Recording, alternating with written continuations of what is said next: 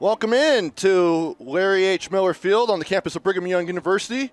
Day 3 of the 6A baseball tournament here on KSLSports.com.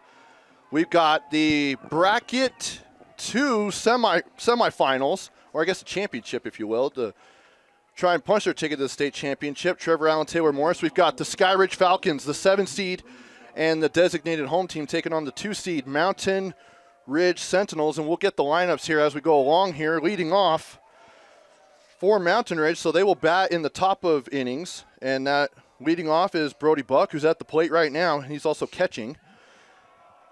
Batting second, playing right field is Riker Morton. Batting third and playing center field is Cooper Goff. Batting fourth, playing first base is Brody Gerard. Batting fifth and is the designated hitter is Carson Fankhauser. Batting sixth, playing third is Boston Swain. Batting seventh and playing in left field is Dalton Fay. Batting eighth and is playing second base is Alex Krasner. And batting ninth and playing shortstop is Carter Bell. Pitching for the Sentinels will be Cruz Anderson, Trevor Allen, Taylor Morris. And Taylor, we'll get the lineup here for the Skyridge Falcons when we go to that inning. And we'll head over to first and out number 1. So right over there. And Taylor, welcome in. We're back at it. Game number 3 of the day. We're kind of getting near the end of our little tour here. Yeah. Of games, but it's been a great day already for some baseball. We got another good game here. These next 2 games are gonna be a lot of fun because now you're really getting deep into these last 4 teams here. So pretty exciting. You know, the energy is up, and Skyridge already off to a good start with getting that first out. And we'll get the pitching numbers for Skyridge, the pitcher for them, and that is Brady Butters will be pitching. So we'll get the numbers on him here in just a minute.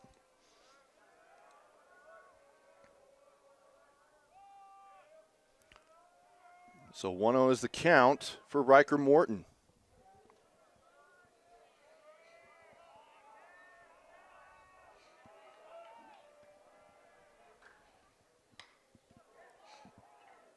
Driven into left center, and the center fielder makes the catch for out number 2.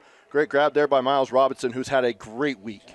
Yeah, Miles has had a good week, not only defensively, but hitting that go-ahead triple right in the first game that they played. And what's funny is when we talked to Coach Roberts when they had him at the B Stadium, and he kind of mentioned that because he had Miles batting last. Remember, he was coming back from a hamstring injury. And yeah. I think you could really see the influence that Miles has for this team, not only in the field, but you've also seen it hitting.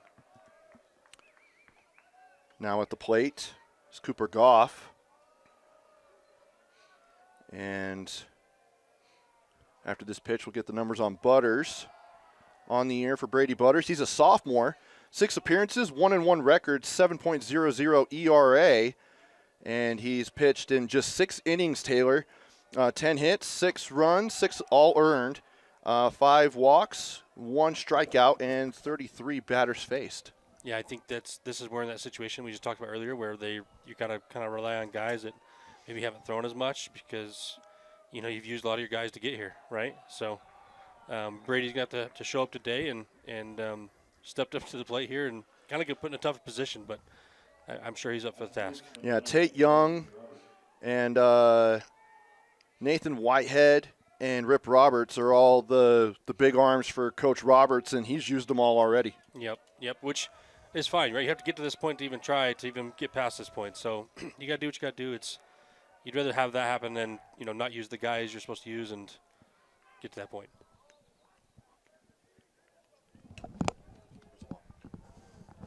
So a runner aboard via walk, base on balls. It's Cooper Goff. Now at the plate, Brody Gerard. So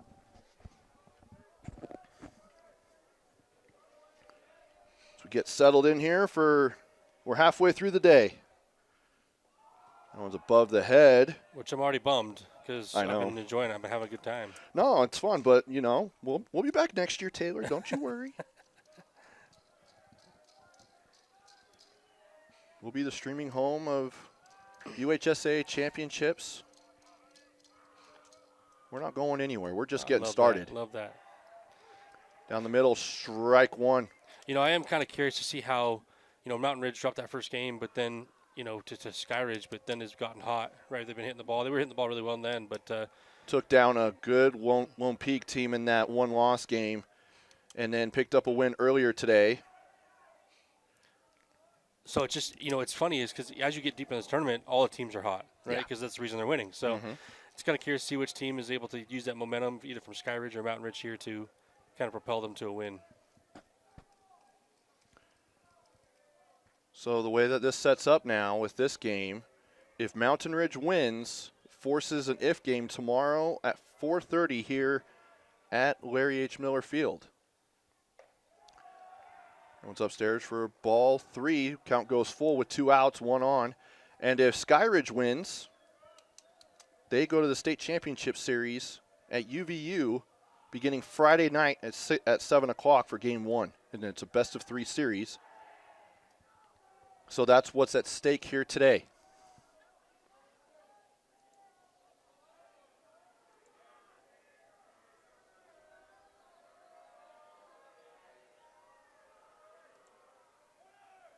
Swing and a miss. Strike 3. Oh, looks like he may have fouled. I didn't hear anything, but the home plate umpire walked the baseball straight to Brady Butters. Maybe he just got enough. And what he's doing there is just to give a little break, especially if someone gets hit with the ball, a catcher or something. Just, kind of like a courtesy. The catcher will do that too if the umpire gets hit. Walks it out there, allows someone to, kind of just gather themselves. Walk it over to him and say, hey, if there's another foul ball, I'll go get you a free Frosty. He knows a guy. Up in the press box, I know a guy. That one's a swing and a miss. Strike 3. And the first strikeout, and that'll end the inning. Impressive start for Butters. Yeah, a really good start for Butters, especially for not having as many innings. But we'll see what happens with Skyridge when they come to the plate next here on KSLSports.com.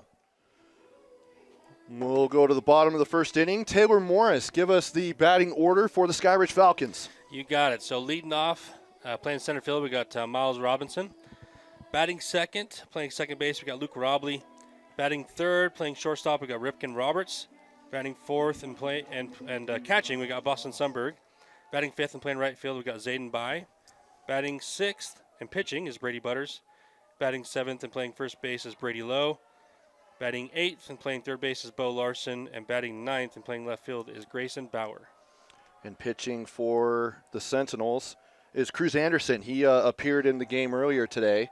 Obviously is able to pitch today, or in this game, because he came in relief and didn't hit any threshold, above 36 pitches. Which is kind of nice. I mean, the only thing you think of here is just kind of curious, like what the fatigue looks like after he's been kind of thrown out earlier.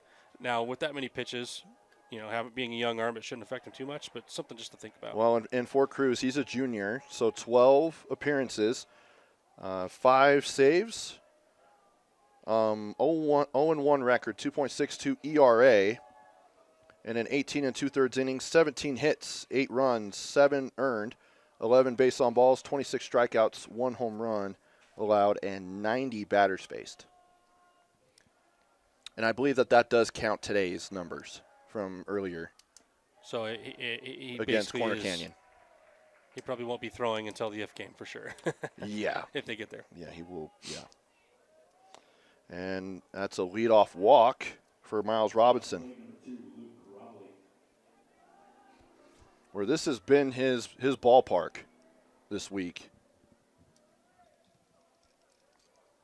I wouldn't say single-handedly getting them here, because it's been a lot of other guys like Rip Roberts and Luke Robley, and Boston Sunderberg has played really well, and Bo Larson and Grayson Bauer. But I would say if we had to give out an MVP of the tournament for Skyridge, it would be him.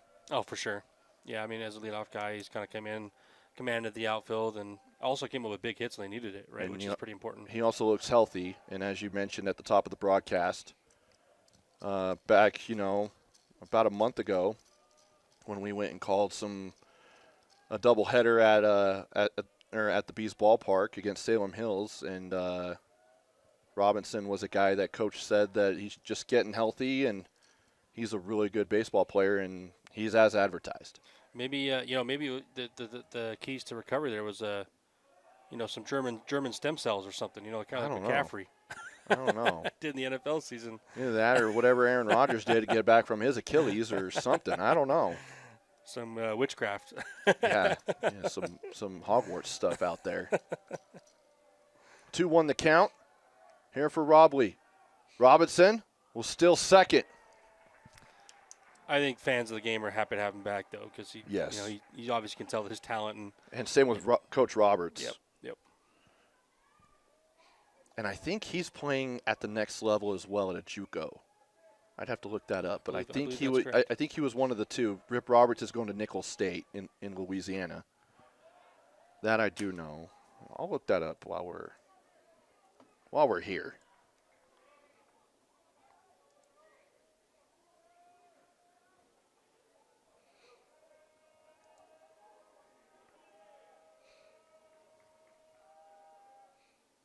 Yes, he is. He's going to Cal State Northridge. Cool. It's awesome. You love when Utah kids get to play at the next level. Help grow the game here in the state. And then for Mountain Ridge, 3 guys. Colby Klassen, who pitched, I think it was yesterday. He's going to Yakima Community College in Washington. Brody Gerard is going to Southern Idaho, and Boston Swain's going to Colorado Northwestern.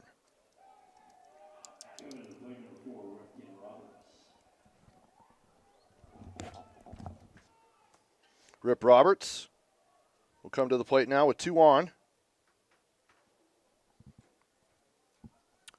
And no outs.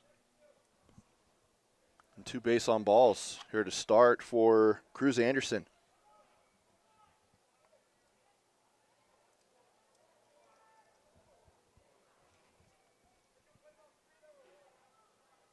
I don't know what's going on right now. Oh, maybe his gear.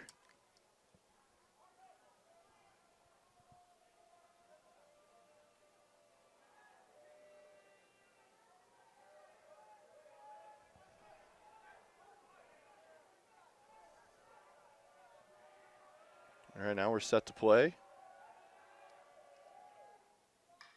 Roberts, line drive down the right field. And the catch is made for out number 1. And the ball squeals out. Now over to second. Now Robinson's going to go home.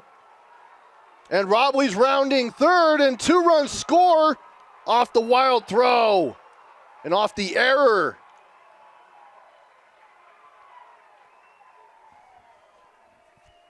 Just like that. It's 2-0 Skyridge.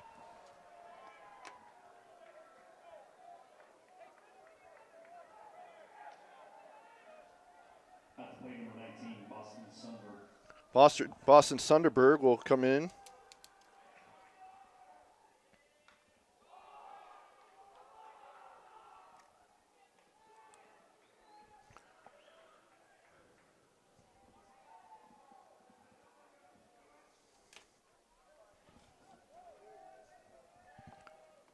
Strike 1, strike 2.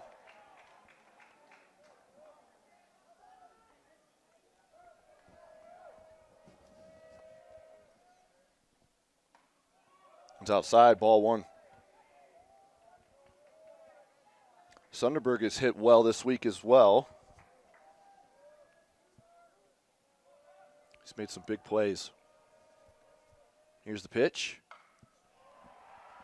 Line drive for a base hit into right field. And he's aboard with a single. With 1 out. And now we'll get a speed runner since he's a catcher.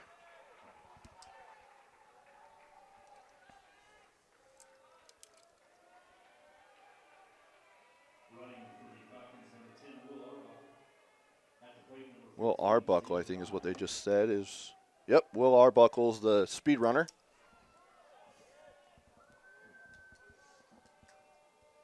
You can get speed runners for pitchers and catchers. And the catchers just so they can go get their gear on.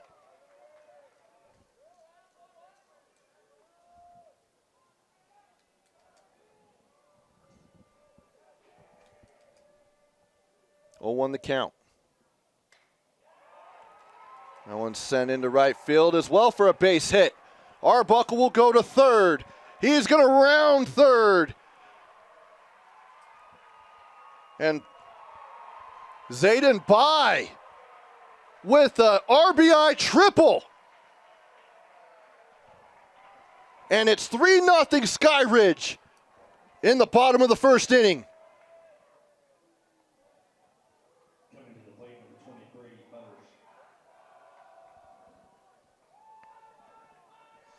Now the pitcher, Brady Butters, come to the plate.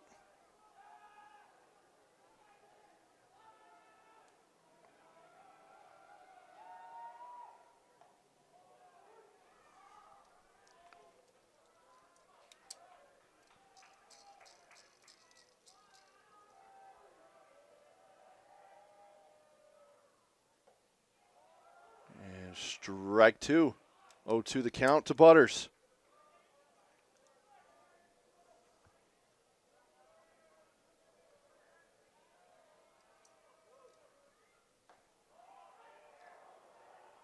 And a ball one.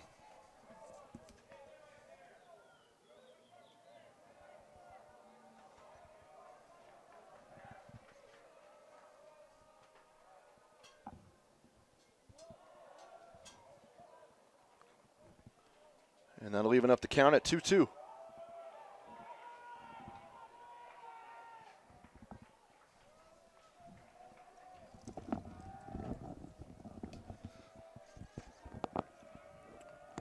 So 3-0 Skyridge.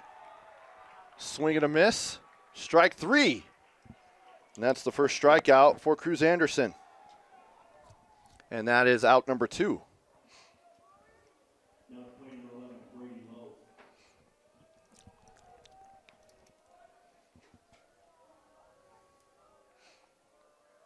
Now Brady Lowe will come to the plate as we're at the 7 hole.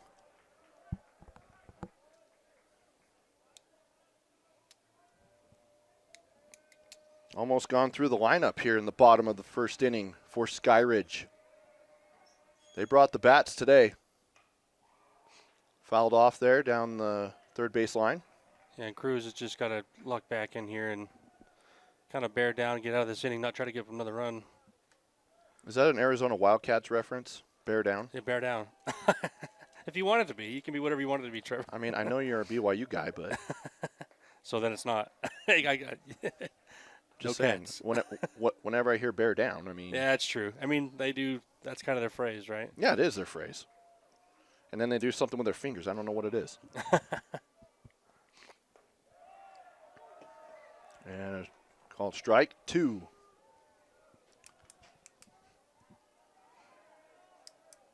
With our future umpire, Austin Bigelow.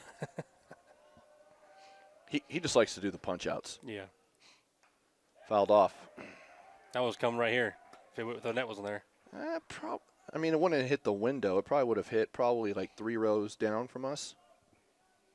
Austin would have caught that. No, he wouldn't have. He would have been busy doing a punch out instead of catching the ball. Mm-hmm. And called strike three. And that's 2 strikeouts for Anderson to end the inning.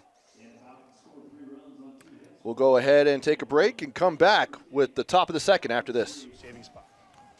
Welcome back to Miller Field, Larry Miller Field. We are at the top of the second inning. Mountain Ridge with some work to do after giving up 3 runs in that bottom of the first inning. If they want any chance at getting to the state championship game, they got to win 2. Strike 1 with Carson Fankhauser at the plate. The designated hitter. Grounder to short, and Roberts drops it, so it'll be a base hit. He's been having himself a good day today. Carson's locked in on the mound today, and then pitched a gem earlier. Yeah, he has. He's been pitching well. And now he's DHing and doing what a DH should do, and that's get on base. So a leadoff single for Carson Fankhauser. Boston Swain will come to the plate. batting 6th in the order.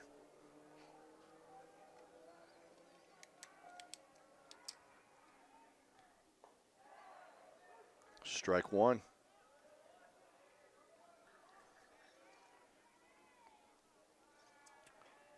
After a wild bottom of the inning, Mountain Ridge trying to answer.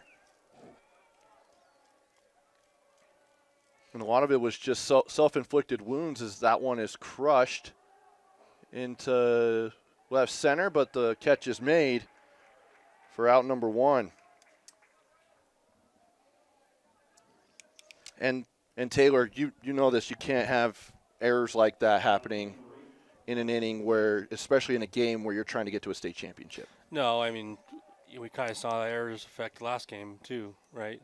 With Riverton making a few, whether it was pass balls or throwing it by guys and allowing runs to score, and that made it tough for them to come back, losing that game. So I think that you got to have a clean game. You know, we also talked about other games when the first team who gets up, they usually have gone on to win, kind of had an advantage. So it sucks to fall behind like this in Mountain Ridge, kind of a little bit of a hill to come back from now. So yeah, you're trying to avoid the errors at all costs. It just really hurts you, especially early in the game. Get hit by a pitch is Dalton Fay. So he's aboard now. And that'll move Finkhauser over to second. We're going to bring it up again because we talked about Mountain Ridge the last time they played, but you know, don't underestimate the bottom of their lineup. You know, Krasner and Carter have both, you know, shown up. I mean, Carter Bell, we've talked about last game for the broadcast. He's been one of the better hitters on the team, honestly, in this tournament. And so I think that's probably what the coach is telling them. Look, hey, we can still get a double play here, but also we got to focus in. You know, these guys have been hitting well, and we got to still attack them, but we got to just still be careful. Yeah, that looks like the pitching coach, because that is not Coach Roberts. That's just my guess. It's also hard to see from up here. Who knows?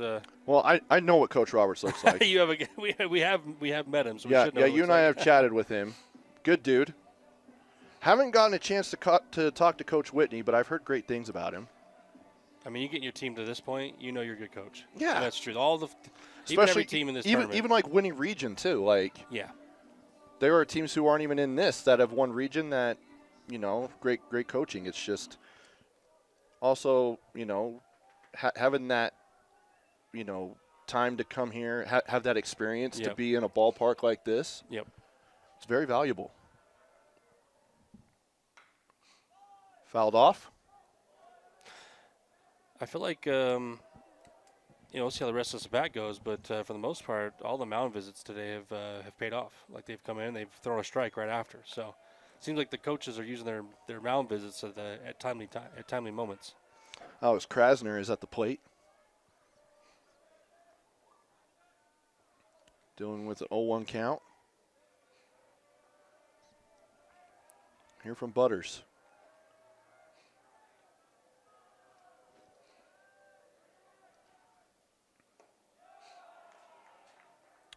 Ball 1. Singles wild. Singles wild. I'm turning that into a thing, Taylor. You should. One day the giant Major League networks are going to start using singles wild. I'm sure they're chomping at the bit to use that. Yeah, if any of them are even tuning in.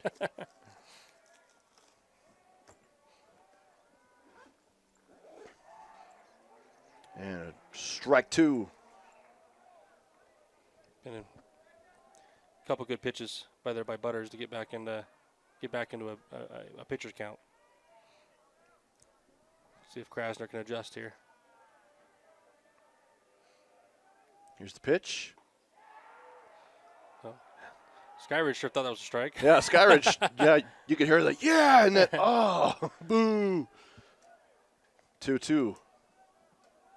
Yeah, that's just how us baseball guys are. You know, we're trying to kind of manifest that strike. So kind of that excited, yeah. Kind of like the armchair umpire. Exactly. Hopefully, the excitement gets the umpire to call a strike too, right? Yeah, he's not going to change it. Yeah, who knows? Outside. Worth a shot. Good job by Krasner. We'll get this to Just full. like we're all still waiting for officials to change foul calls in basketball and penalties in football. Still waiting. Might be waiting a long time. You'll be waiting a very long time.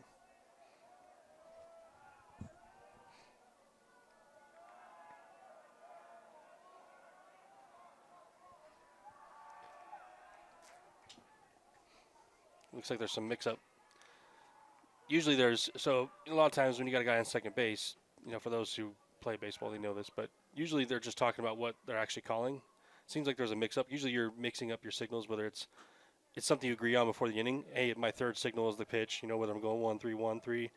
That's basically telling you what the pitch is coming, but you got to throw it in a sequence or let them know when it's going to come, so that way you're not getting picked by the guy on second saying, and feeding that back to the hitter saying, it's a fastball, it's a curveball.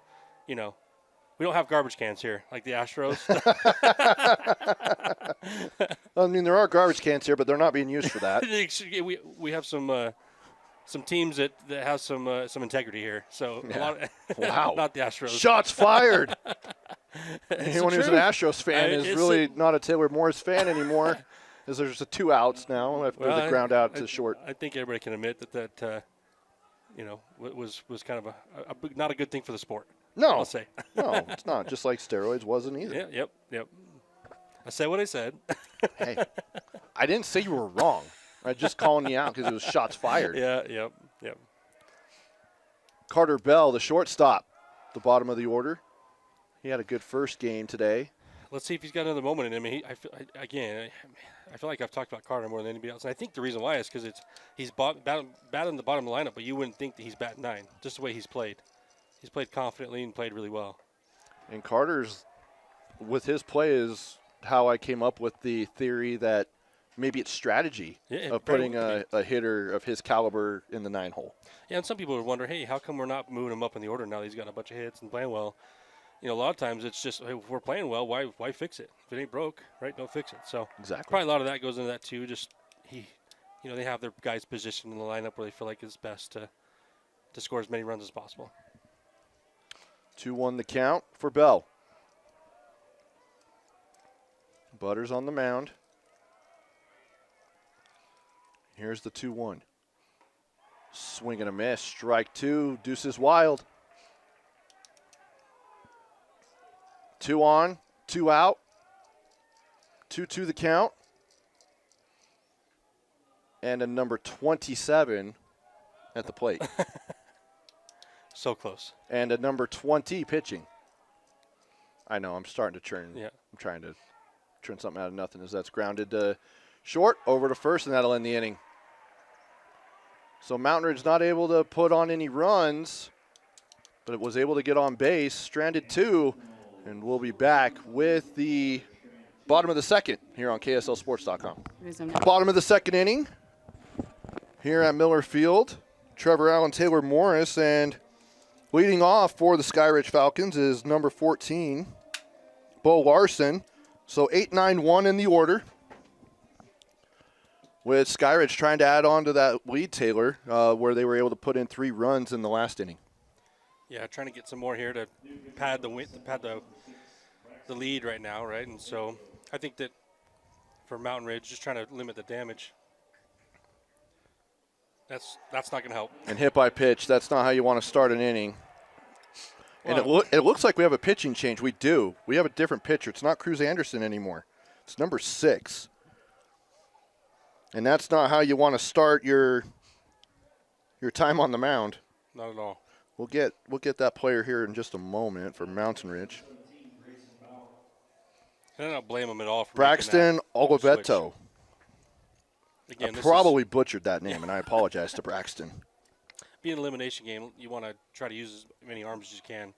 If a guy's struggling, you get him out. Not really a chance to let him sit and see if he'll figure it out. If Braxton's family's tuning in, and if I butchered that, I deeply apologize. Looks like I'm trying to get the drag butt down.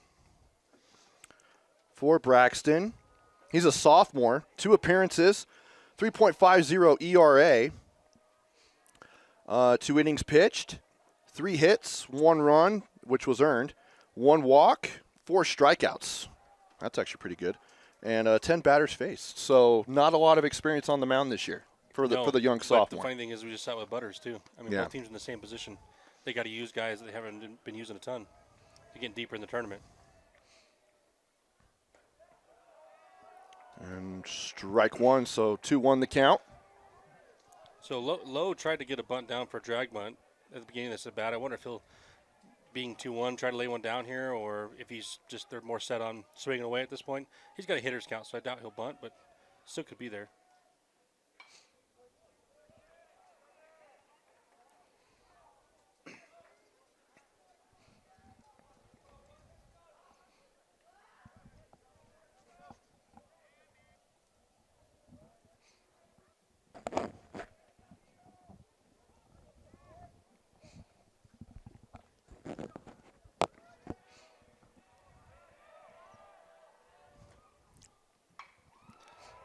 A ball hit down the line, foul. Just missed by a few feet, getting a Trying to get a homer. Yeah. Trying to crank that is Grayson Bauer.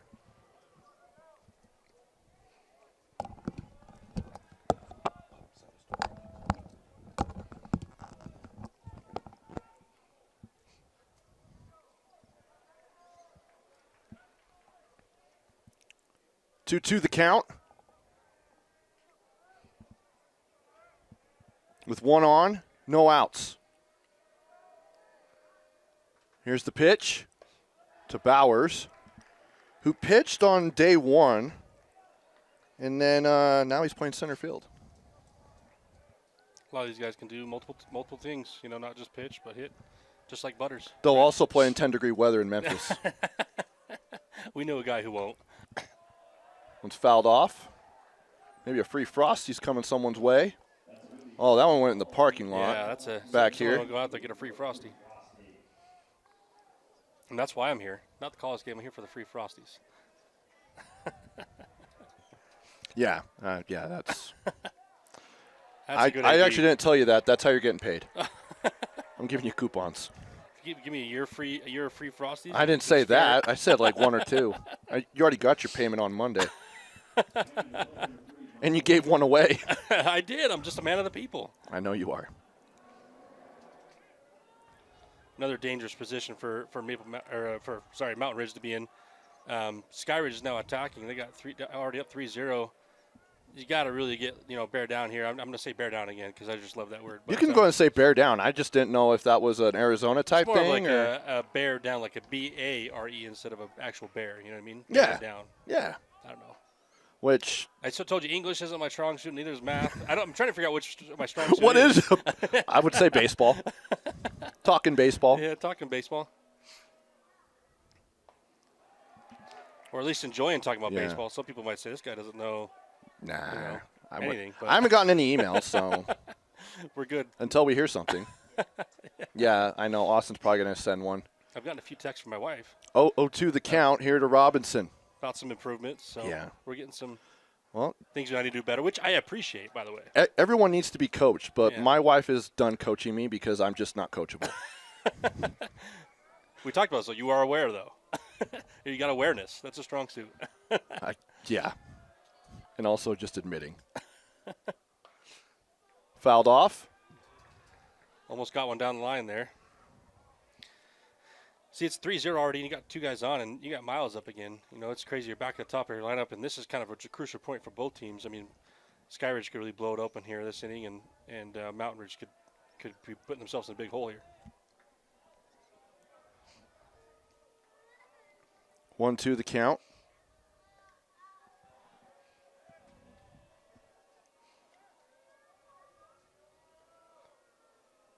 Here's the pitch. He keeps fighting. That's all you got to do. You can just tell he was on his front foot there, too, but it doesn't matter. He's probably on his sixth pitch here at the at-bat at least. Yeah, he's just getting that foul off, and then, is still going to get something here he can drive, but sometimes he's just about fouling that ball off until he can get something he can hit.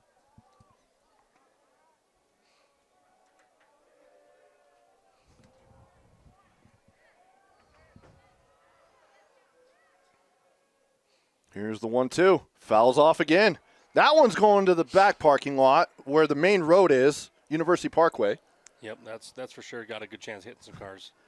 especially because traffic is kind of busy right now. Yeah, you think I mean, people are just getting off work. There was one that Austin said in the last game that was like missed it by a few, like a foot away from a car. I wonder how that would work with the insurance policy, because there's another one going that way. How scary, though, because you just don't know, hey, I'm just driving. All of a sudden, you're just driving down your own, all of a sudden, a baseball hits your windshield or your hood or top of your car. Yeah, and you just like slam on your brakes and might run into somebody next to you.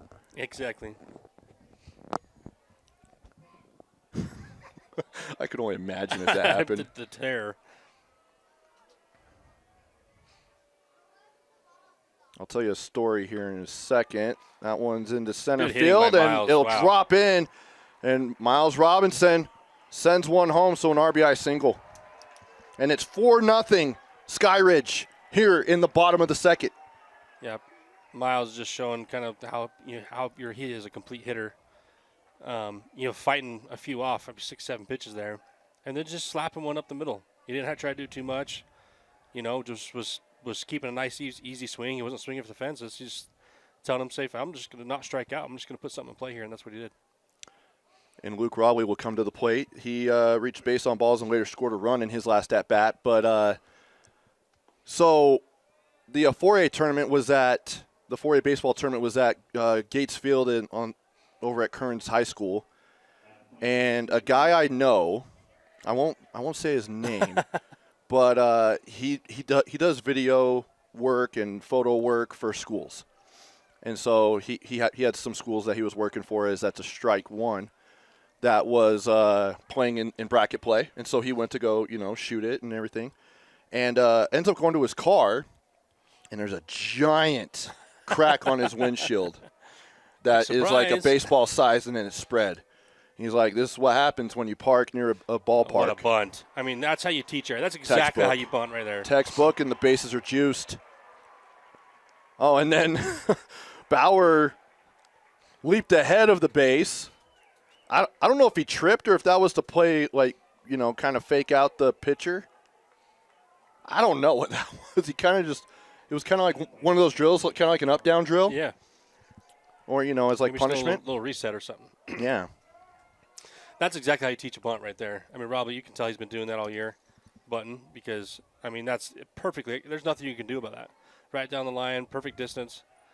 It's almost an impossible play to make for the pitcher. So bases are loaded. No outs.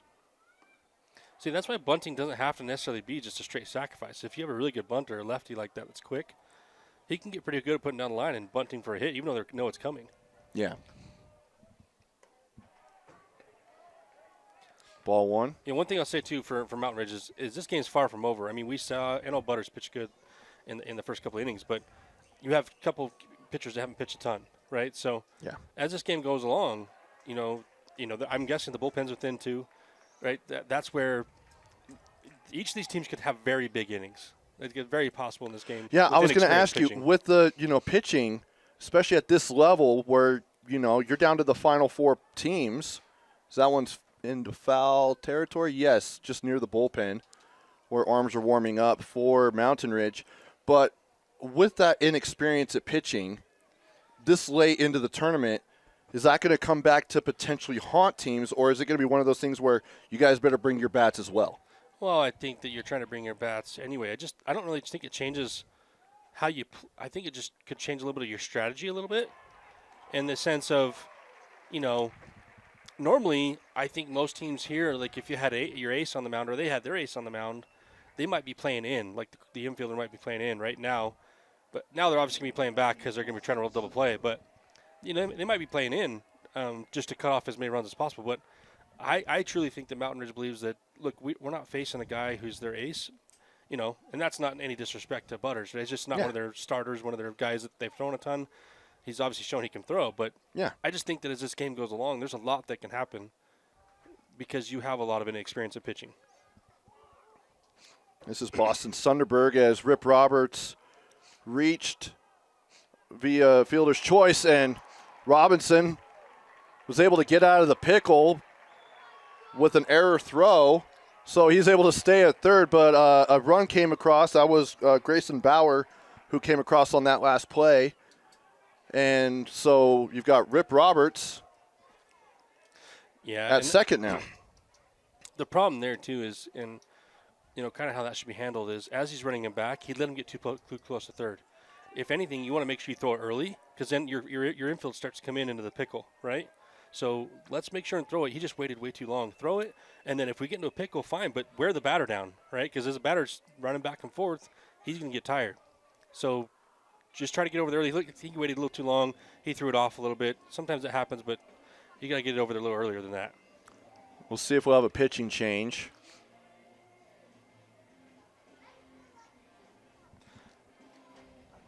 I'm going to throw out another free Frosty for whoever comes and sees us in the booth. Oh, man. I got another free Junior Frosty card, and it says no purchase necessary. So if you want to come up to the booth and grab one, I'd love to give you one of the three that I got. I just got. Oh, okay. Just got some correction from Brandon Riley. Getting out of the rundown. There you go. Why don't you correct me? I Why should. does it have to be him? Well, I said pickle too, so Okay. I got to be corrected as well. I There mean, that's you kind of go. what I. Brandon's going to bring over some more Frosties, so he's Oh, look at gonna that. up the ante. I love it. Well, you heard it. Here's the So booth. if anyone wants to get a free Frosty, a coupon for a free Frosty, come up to the booth. Taylor and I will give you one. There you go. We'll see who's listening. Of course, I doubt a lot of people here are listening, but And you never know. We had the one lady who was. Yeah, there are people who tune in as it's going. Like Brandon was going because he just corrected me on the pickle. It was a rundown. See? Brandon Riley's my guy, by the way, of the UHSA. Coming in for the save. So the rundown. Yeah. Robinson got out of the rundown. Yep, and he'll come correct me again. He just said that, and so I appreciate that. It's okay. We're all trying to learn. Yeah, we're all learning. Everybody's learning. Remember, like I told you, there's no mistakes. There's only happy accidents. Exactly. You just got to learn and grow. Yep. I mean, I've been playing baseball my whole life, and I use the wrong terminology as well. Yeah, but that isn't because of your coaches. That's No, for sure. not at all. Another foul ball. I One think I above was us. just getting my head of myself. I think instantly went to pickle, but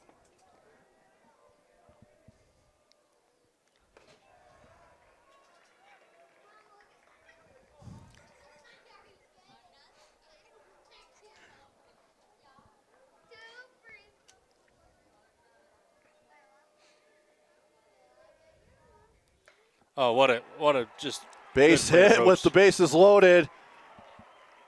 There by Zayden Bai. He has been fantastic. He already had a triple, brought in 2 runs and a third. And the bases are cleared except for Zayden Bai. Wow, what a change there. 3 in runs momentum. in, and Zayden Bai's at second. And Taylor, Skyridge is running away with this one. Yeah, Mountain Ridge has got to pull this back in. It's going to get ugly. I mean, it's already kind of ugly now. But again, I told you, there is nothing. The difference from this game versus the games for the last 2 days is a lot of their aces, a lot of the guys who've been pitching all year long, were going 5, 6, 7 innings. You just have a lot of inexperience on both sides here. So, coming back in the last 2 games when you're facing an ace is a lot more difficult than coming back against guys who haven't thrown very often. So, Mountain Ridge has got to stop the bleeding now, but it's still not the end of the world, and Mountain Ridge knows that. Like they can still come back from this.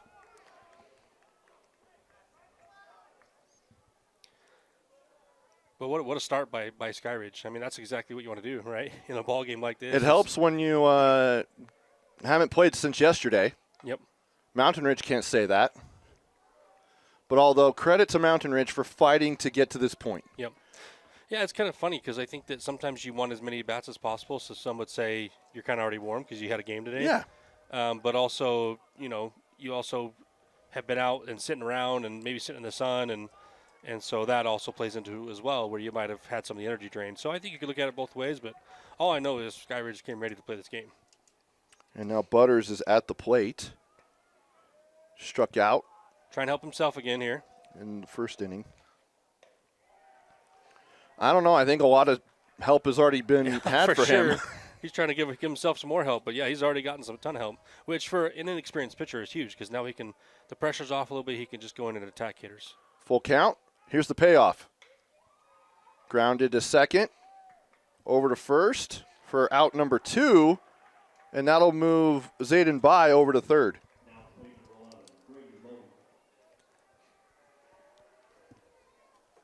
What also is nice, too, for Skyridge is now they're getting in more and more comfortable because they've gone through the lineup, a couple times already. And so they feel comfortable going back through the lineup again. When they get back to the top, I've already had 2 at-bats. It's only the second or third inning. You're starting to feel more confident in the plate, especially at the inning you've already had. It's just kind of a recipe for continued success. Well, as you say that, we have officially gone through the order in this inning. Brady Lowe was the last one. Yep, so they're gone through it again. And they did that in the first inning. Because Bo Larson is in the on-deck circle, and he was the leadoff man in the inning. And now the inning's over. But we did go all the way through. Yeah. Everyone got an at-bat in this inning. So inning is over, but not without putting up some runs. 5 runs for Skyridge. So a lot of work to do here for Mountain Ridge here on KSLSports.com. Brody Buck will lead off for the Sentinels.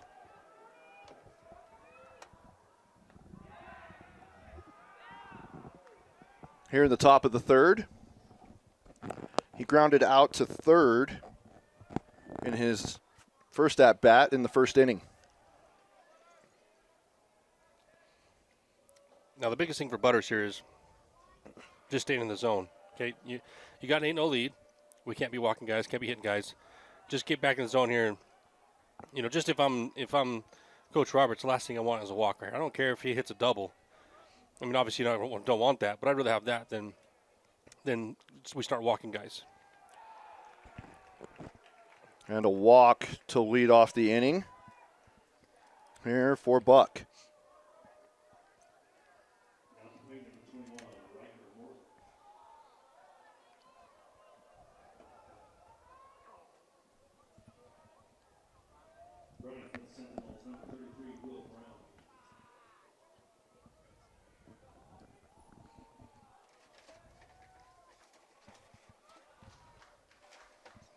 Riker Morton come to the plate. Flew out to center field back in the first inning.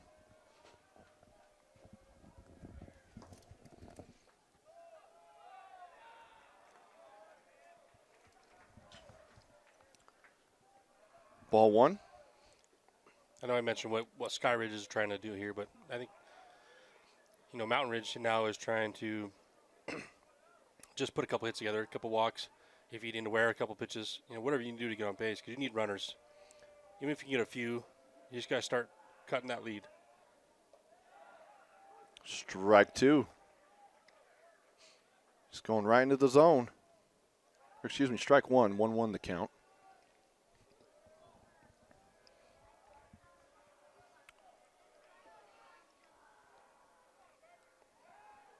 It changes your philosophy a little bit, too, when you're still, running the bases because, normally if it's a 0-0 game or 1-2 or something like that, you might try to be a little more aggressive, get in a second.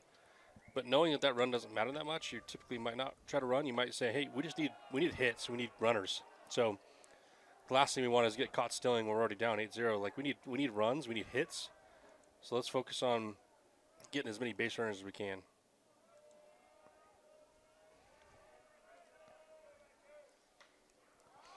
That one is crushed into left field, and that is gone! Home run for Riker Morton. A 2-run shot down left field line. And that's a good response for the Sentinels. That's exactly what they were hoping for, right? That gives you quick 2 runs right there. Reason they weren't stealing. Not that they thought he was going to home run, but we just this game needs a lot more hits and runs than just stealing bases right now. So good swing by Morton. He's been having a good tournament as well. Now Coach Roberts is talking to the home plate umpire. Not anything crazy. Maybe was just seeing, hey, was that fair or foul? You know, we're wondering if he has any of those extra Frosty tickets. I got some, Coach. We got you. We can take care of you.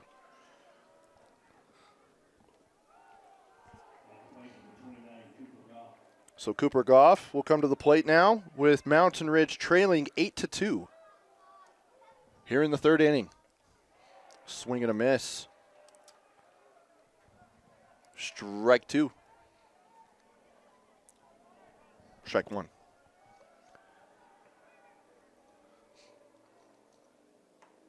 Now strike 2.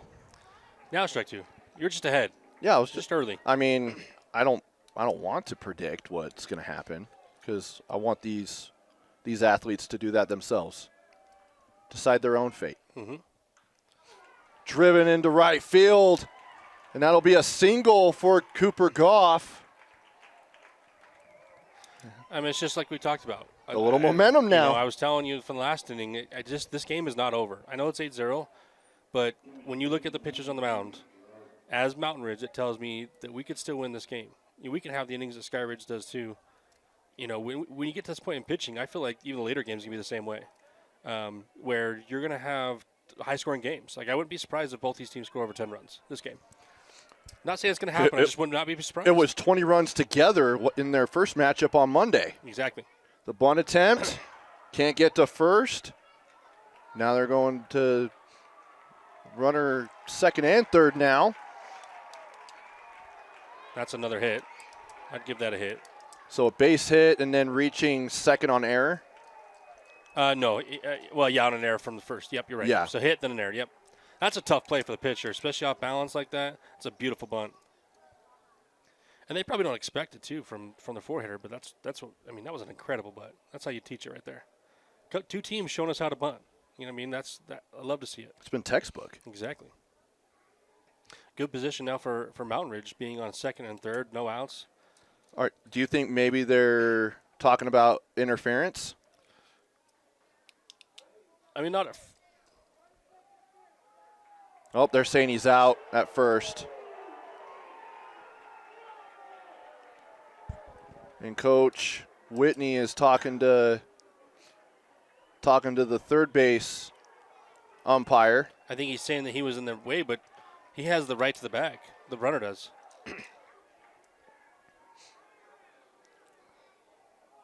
Okay. Here. So I don't know how you can make that call unless he's basically making an attempt to go inside, way inside the bag. I didn't see that there. Brandon, come here real quick. You want to see that play?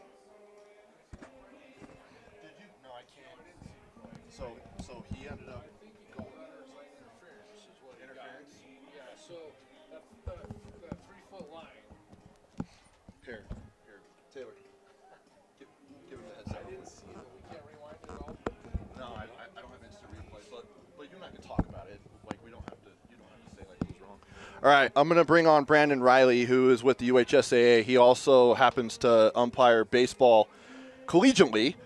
Brandon, can you? So the runner went as the ball was coming over to the first baseman. He was trying to get around him, but then the ball ended up getting loose, and then the home plate umpire, they all got together and then called him out. Yeah, I looking at, I just caught the tail end of the play, so I didn't see the play fully. I did see home plate umpire Julian Operhall come up with time and trying to call the runner out when he was at second as he had continued the play. I'm going to go back and look at it, but my guess is that it was runner's lane interference. So that 3-foot running lane, the runner has to have both feet inside the lane when running to first. Okay. And inside meaning on the line is considered inside. So yeah.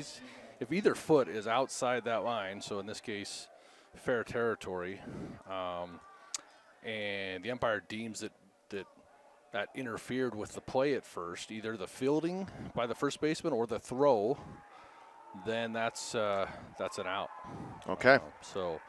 Like I said, without seeing it, I can't say that's exactly what they called, but just seeing the aftermath and what kind of transpired there right at beginning when I looked at it. That's probably what we had. Okay, perfect. That's it. Yeah. That's easy. Do you want me to ask you harder questions? You were asking a lot of questions yesterday. Bring them. Let's go. We've got Wendy's, right? You're passing out Frosties. Yeah, no, we are. Anyone who's our... tuning in, Brandon's the one who's making it happen. So, well, not me. Well, Wendy's and is one of our partners, as well as you guys, KSL Sports, and a number of them that you're hearing throughout. If you're in the stadium, you're hearing those announcements. Those are our partners. We have a lot of great partners that support the student athletes of Utah. And Wendy's is one of them, and we did a bunch of this for Team of the Month. They're the presenting sponsor for Team of the Month, and we had some extras left over, and I just said, hey, you want us to give these away or send them back? And she's like, give them away. So the foul ball for Frosties was I think it's awesome because my partner Taylor's been wanting to leave the broadcast booth to go chase down the foul balls, and I'm like, I already know a guy. I can hook you up, and you don't need to leave the broadcast booth. Well, because, as you know, I can't do this by myself. No, it takes a team, takes a community, all that stuff. So yeah, I'll ask you this, a fun one, since you umpire collegiately, the most entertaining college game you've ever officiated.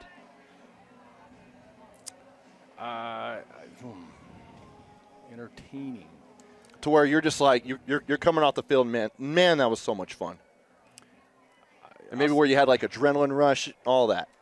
Yeah, most days coming off the field, I feel like that, and can't wait to get back on the field. I mean, that's if it's not fun, we shouldn't be doing it. It's not worth all the other stuff.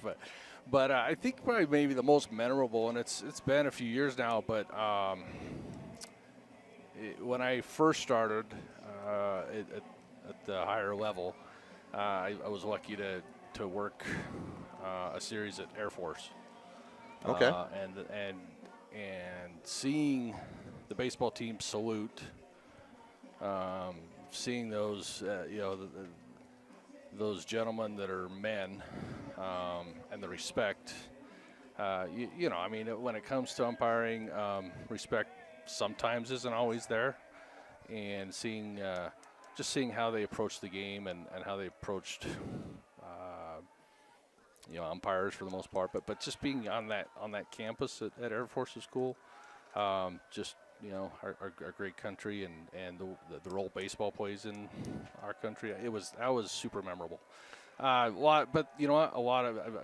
I've been lucky to do a lot of games in this facility. BYU does a great job of taking care of umpires. Bushman's one of the best. Clubbies, I guess is kind of the word, but game ops guy that he just does a fantastic job, as well as all the staff here. Of course, it's a great view, one of the greatest in the country, if not the greatest. We're lucky in Utah to have some really great venues, great universities, all up and down I-15. There's great opportunities. UVU, Utah Tech. BYU, Utah. It'd be awesome if Utah State could, now that they're going to the Pac-12, wouldn't that be awesome if they brought baseball? Yeah, make that happen. I mean, Logan's a great place. I mean, it'd be hard to play baseball in March. Well, they have a club team, and they do pretty well at the club level. So it's not out of the question. I have no idea. I know, now I'm getting it more into baseball, as you see, and, my wife's an Aggie, so we got to make it happen now. But do you care to comment about the Boston Red Sox? I don't have a lot of good. My mom always said, right, if you can't say anything nice, don't say anything at all. And I love the Red Sox, but man, I know you do. What a dumpster. Anyway, it's frustrating right now. And I'll just say this: you can't be good every year. Well, it's not even that. Let's just focus on baseball. I mean, it's ever since they bought a soccer team and started spending money there that we've kind of lost a step, I think, or at least some priorities. So the money maker's baseball. You would think. I'm sure he makes a lot of money over there, but do you want to put your name in the hat for GM of the Red Sox? I'd do a hell of a heck of a lot better than Sean. No, that's okay to say that. We're not under the FCC. I couldn't do a worse job. I don't know, man. I mean, sitting on your couch, you could probably do a better job. Alex Cora is going to win another World Series if he comes back to the game, which I believe he will. He's just taking some time off with all this mess. I think he will win another World Series within 5 years. I really believe that. Well, we're going to mark it down, and we're going to hold you to it. He's a fantastic coach, and look, you can only do what your owner gives you tools to do with, and it's not that they haven't had their chance. I mean, you think of the names that have gone through that program in the last 5-10 years, and I don't know. Talk about not doing a lot with a lot. So, yeah, well, it's frustrating. I'm still a fan, love it, but I don't have season tickets anymore. How about that? Well, yeah, and Boston's kind of far from Utah. Yeah, it's all right. It was worth the trip a few times. The problem was I couldn't sell them. At the beginning of the day, I would sell tickets right and left easy. Yeah. I'd always know that someone was there. But then, then this all happened. And when Boston's mad, they show you by not going to the game. So starting to see brown paper bags show up at Fenway, and I don't know. I don't think this is done. We'll see. This has been really fun baseball between here baseball. and over at UVU. I mean, games have been fantastic throughout, and as someone who is an umpire as well, I've got to say it's been awesome seeing the high level of all these umpires of what they do and how hard they work to get to this point. They work tremendously hard. I'm lucky to be able to sign them through the regular season, and from most of the state, kind of Nephi, Juab area up north to Logan, all that area. I get the opportunity to work with these guys and assign them. They've come a long way. You think of how many guys I was counting earlier. There's almost 10 or probably 10 guys that work some college games now in the Scenic West or otherwise that are working our state championships, and that's huge. That's awesome. I mean, and so you start to see it. Are they perfect? No. Do they care? Absolutely. They care a ton, and they want to get it right. They work on their craft. They spend time. They study film. We're on the phone about every week to 2 weeks during the season, and then about once a month off season, and we're going through film, and we're talking through scenarios. We're talking through game management situations. We're talking through rules. And there was a time, where I just think it's gotten a lot better through the years. Jeff does a great job as director of officials, but more than anything, hats off to the officials themselves. And here's a plug: we need more. Yeah, Jeff and I talked about that, and he said there are some sports where they're good, but he said that we're kind of on the Mendoza line, is what he said. Yeah, he did. With officials. And so, if you're interested, go to uhsaa.org and go to the officials tab. And yeah, I mean, it's tough. This year we had a number of sub-varsity games we just had to flat cancel because they didn't have enough guys or gals. We have a couple female umpires that do a really good job. So maybe we need to get Taylor to start umping games. Yeah, we'll take anybody. You don't want me. Yeah, we do. No, you don't. Well, now that you know rundown versus pickle. Well, okay, I figured that out now. It's a great start. Yeah. We'll keep educating you. Hey, I'm bringing you all. I've enjoyed doing the games this week. It's been a lot of fun, and one last thing, I'll ask you this: who's a better umpire, you or Jeff Clough? Oh, definitely Jeff. I mean, I might get there one day, but no, don't sell yourself short. No, he's pretty dang good. He's umpiring the WAC tournament. I have it on the TV in the other room, and we always watch each other. We come home at night from our own game and turn on the TV and see our buddies watching and are working, and it's always fun to kind of, hey, where are you at this weekend? Where are you at next weekend? We track each other. We call each other in the morning and relive last night's games, and it's a lot of fun. Super lucky. Who knows how long it'll last? But grateful for the opportunity. Well, if those that are interested in becoming an umpire, go to uhsaa.org, click on the officials tab, and we'll see you at football season. Yeah, it's coming. It's coming. Maybe you'll be the white hat for a game that I do. Hopefully. It's happened before, huh? Yeah, crossing paths. It's happened before. And we've also got some great things coming down the pipeline that we'll announce later, but really excited about the future of KSL Sports and UHSAA. Yeah, we're grateful for KSL Sports and what you guys do, and looking forward to it. All right, Brandon, thanks. Appreciate it. All right, that's Brandon Riley with the UHSAA and Playfly, and great partners of KSL Sports. And we'll go ahead and take a break and come back with more. I'll bring Taylor back on after this. Mountain Ridge Sentinels. Riker Morton will move over from right field, and he'll come in and pitch for the Sentinels. And leading off is Bo Larson for the Falcons. Here in this one, appreciate Brandon Riley joining me. 8-2 is our score. So we can have Taylor catch us up on some of the action as that one is dropped down for a base hit. And so a leadoff single for Bo Larson. So Taylor, for those who are maybe listening but not watching at times, because I do that sometimes, catch us up on the last part of that inning. Yeah, I mean, Mountain Ridge got a bases loaded, and they were really energetic, trying to build out the momentum of kind of what they felt like was a bad call. And so I think that sometimes you can use it as fuel, which it seemed like they were doing, and they kind of had momentum. They got bases loaded, then had a strikeout looking that they were kind of frustrated with, and then just a ground out back to the pitcher.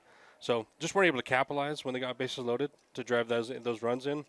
But I'm sure they'll be back. I said earlier in the broadcast, this game's long from over. We saw it in that inning that there's going to be plenty of chances to score for both teams for the rest of this game. Yeah. So now Grayson Bauer will come to the plate. So it was Bo Larson who started that run in the second inning when he got hit by a pitch. And then he later scored a run, and then Grayson Bauer reached base on balls. And now he's at the plate facing a 1-1 count. Yep, I mean, trying to get him flipped over to the top of the order. That's always big. The innings that you've had, some things happen. It's usually the bottom of the order get them started, and the top of the order comes on when the ducks are on the pond, right? And yeah, ducks on the pond. Yep.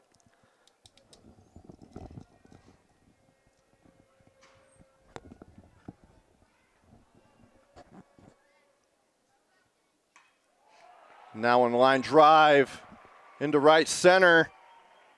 That'll be a base hit for Bauer. Larson will go to third, so it's a single for Bauer.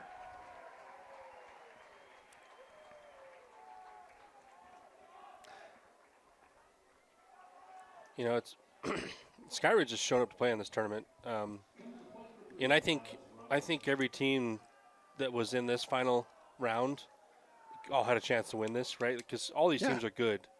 It's just you're getting the top 8 teams that are the hottest at this time. It's not really the best overall team because that usually plays itself out. But if you're the hottest team coming into this tournament, into bracket play, you're the one that has the best chance. And, if your pitchers are on point, if your defense is on point, if your bats are hot, it plays itself out. And it really does. And I've been on a few of those teams where we've gotten hot at the right times. And I would even agree with you and tell you that we probably weren't the best team. But, we found ways to win. We were just playing really well as a team and had a faith among our group that we were going to win the game, right? And sometimes that can beat a team that's overall better than you. Miles Robinson is at the plate, swing and a miss, strike 2, 1-2 the count, and he's kind of yelling at himself right now. I can see his jaw moving, Yeah, it's really wishing he would have connected on that. That's one of those things where you're like, man, I let that ball that ball was fat and I just missed it, And but the thing is, good hitters always get back in the zone. Okay, I'm forgetting it. Get back in here and and he's been great at hitting with 2 strikes. So I wouldn't be surprised if he's going to be a tough out here. Let's see if he dances in the batter's box again like he did back in day 1. He may not since he's not 3-0, but you never know. Yeah. Outside ball 2. Runners on the corners. Love the energy of this game, though. You know what I mean? Like, it's just passionate. Everybody's passionate. energy. It's fun to watch. Fouled off. Going to the road. That might roll into the road, but I think it hit the concrete area, the walking area out there, because we don't want any cars damaged. That would suck.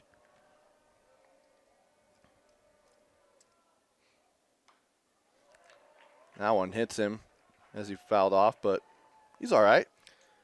He's fighting again. He did it last time. Remember, he fouled 6 or 7 off and then got that single up the middle. So, like I said, he's going to make Morton work for this. He is trying to smack that ball.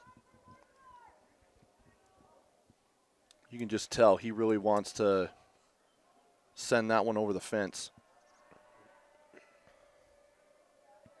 Over the wall, I guess. Yeah, you could say fence. He's fighting again, though. That's the thing. He's going to keep fighting until he gets something he can drive.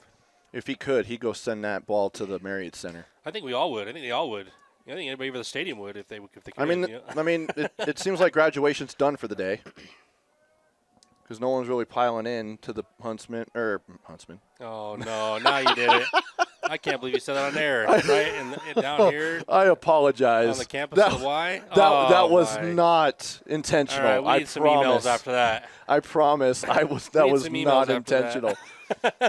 I apologize. It's just ingrained in you. Also, remember, I called some basketball games for the high school state tournament up at the Huntsman Center. We'll forgive So you. I spent a week there. We will forgive you. That one's going to the road. The chances of a car being hit, but those foul balls is pretty high. We need to put a camera over here. That one is going to the parking lot, but we need to put a camera on the awning here, we do. facing out to the road that we can go to see what happened to that ball. We could just turn over in the middle of the game too and just say, hey, let's see. Yeah, I know. Yeah, turn over. Oh, there it goes. Everybody wants to know. I could probably stick a GoPro on there next year. And strike 3. That one's a big strikeout for Riker Morton. That's big time. You got the first out pitch against a guy like Robinson, who's kind of good at battling. Now you're just one ground ball away. I am still surprised that again, this is all coaching philosophy. I'm just surprised that they're not bringing the corners in. They got a runner going there. And safe. Good read. Now 2 runners in scoring position. Good read by getting that stolen base. And I like that philosophy, too, is keeping you out of the double play.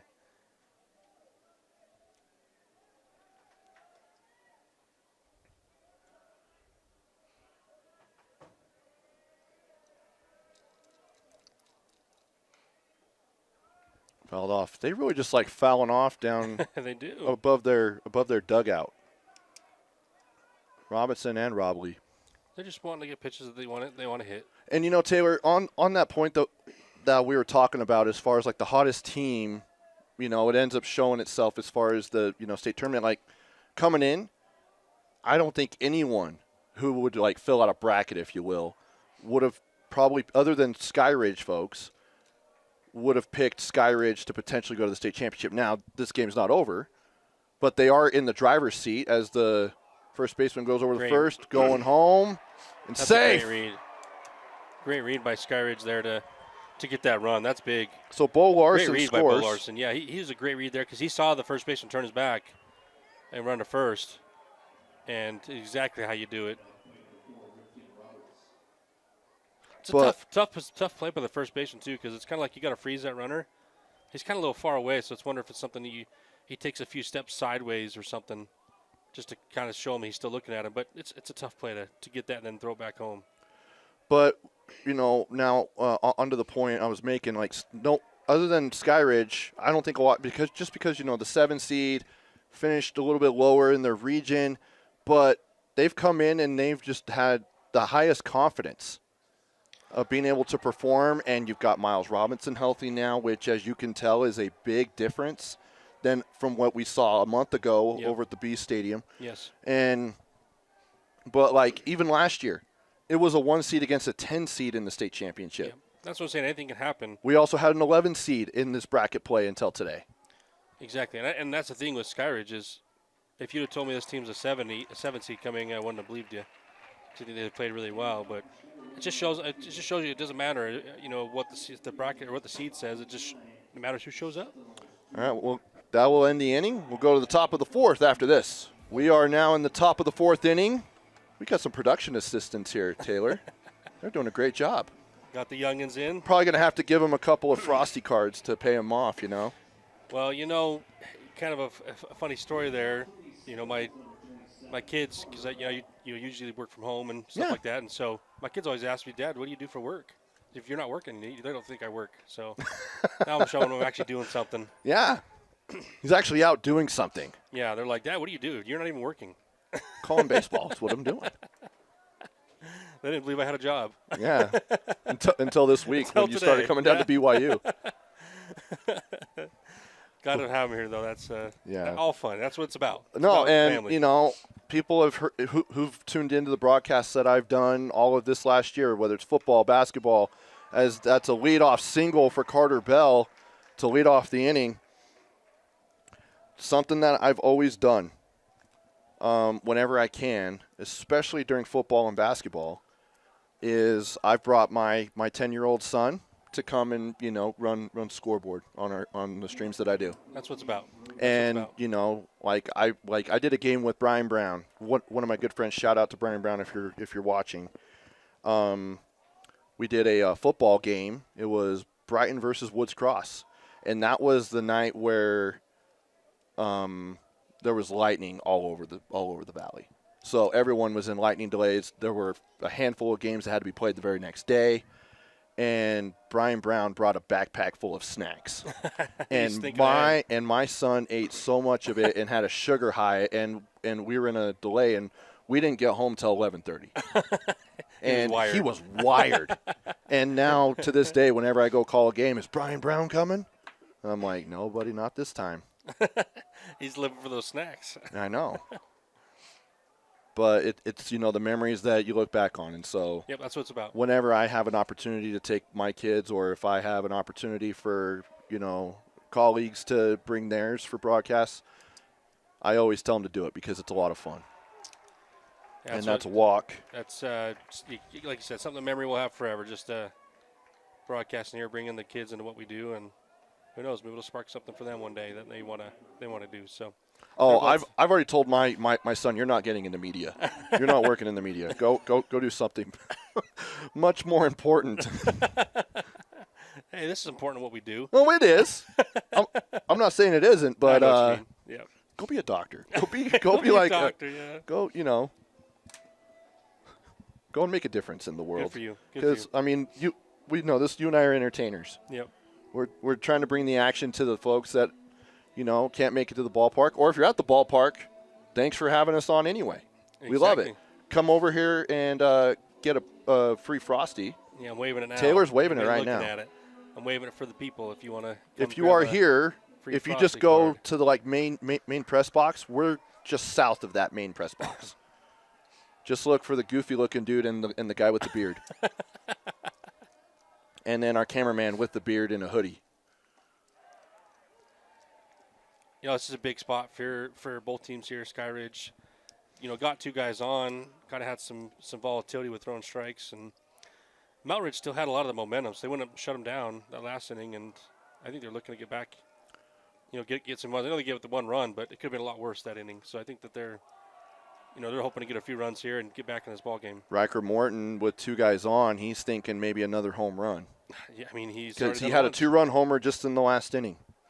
And I'll tell you what, that shoots your confidence up. You feel like you could hit anything after you hit a home run like that. So I think his confidence is sky high right now. Also makes you see the ball better. When you start seeing the ball like that, the ball literally becomes like you're hitting a beach ball. You feel like you can't do anything wrong because sometimes you get in this mode where you overthink, and so you're thinking about pitch too much, whereas instead you just get up there and your body just knows what to do. And people who played baseball know what I'm talking about.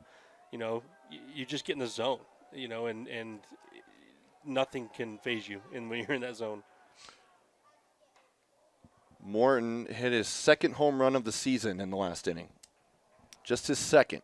That's incredible timing. Just like Ortiz did in the last game. His second home run of the for season. Riverton. Yeah, leading the team in home runs is Cooper Goff with 7. But, Taylor, you look at this. Fankhauser, Fay, Krasner, Morton, all juniors. They're all coming back next year. Come back. That's nice for Mountain Ridge. For a team that comes in as the number 2 seed in the Region 2 champs. It's kind of fun to look at returning production and seeing how many underclassmen are actually producing for a team. And this is great experience for them. Even if they don't come out on top today, a lot of these guys have next year to look forward to. Yep. But then you also feel for some of the seniors, like, for sure, Gerard and Swain are seniors. And it's tough, too, because but there's a lot of juniors on this team. Well, and I feel for all the seniors that have all been done today, because it's an abrupt ending to your season and high school career, and some of these kids may never touch a ball again competitively, right? So that's where it's. I feel for them. I've been through it myself, right? When my senior year, we ended, and thankfully I got to go play a couple years of college ball, but our season ended in the state tournament as well, and it was not a very fun bus ride home. Kind of just you ends quickly, and you just try to enjoy all that time you spent at the ball field. Well, only one team in each classification ends up being happy at the end of the season, exactly. And that's whoever hoists that trophy. We got a full count, no outs, 2 on. Here for Riker Morton. That one's fouled off. 9-2 is our score.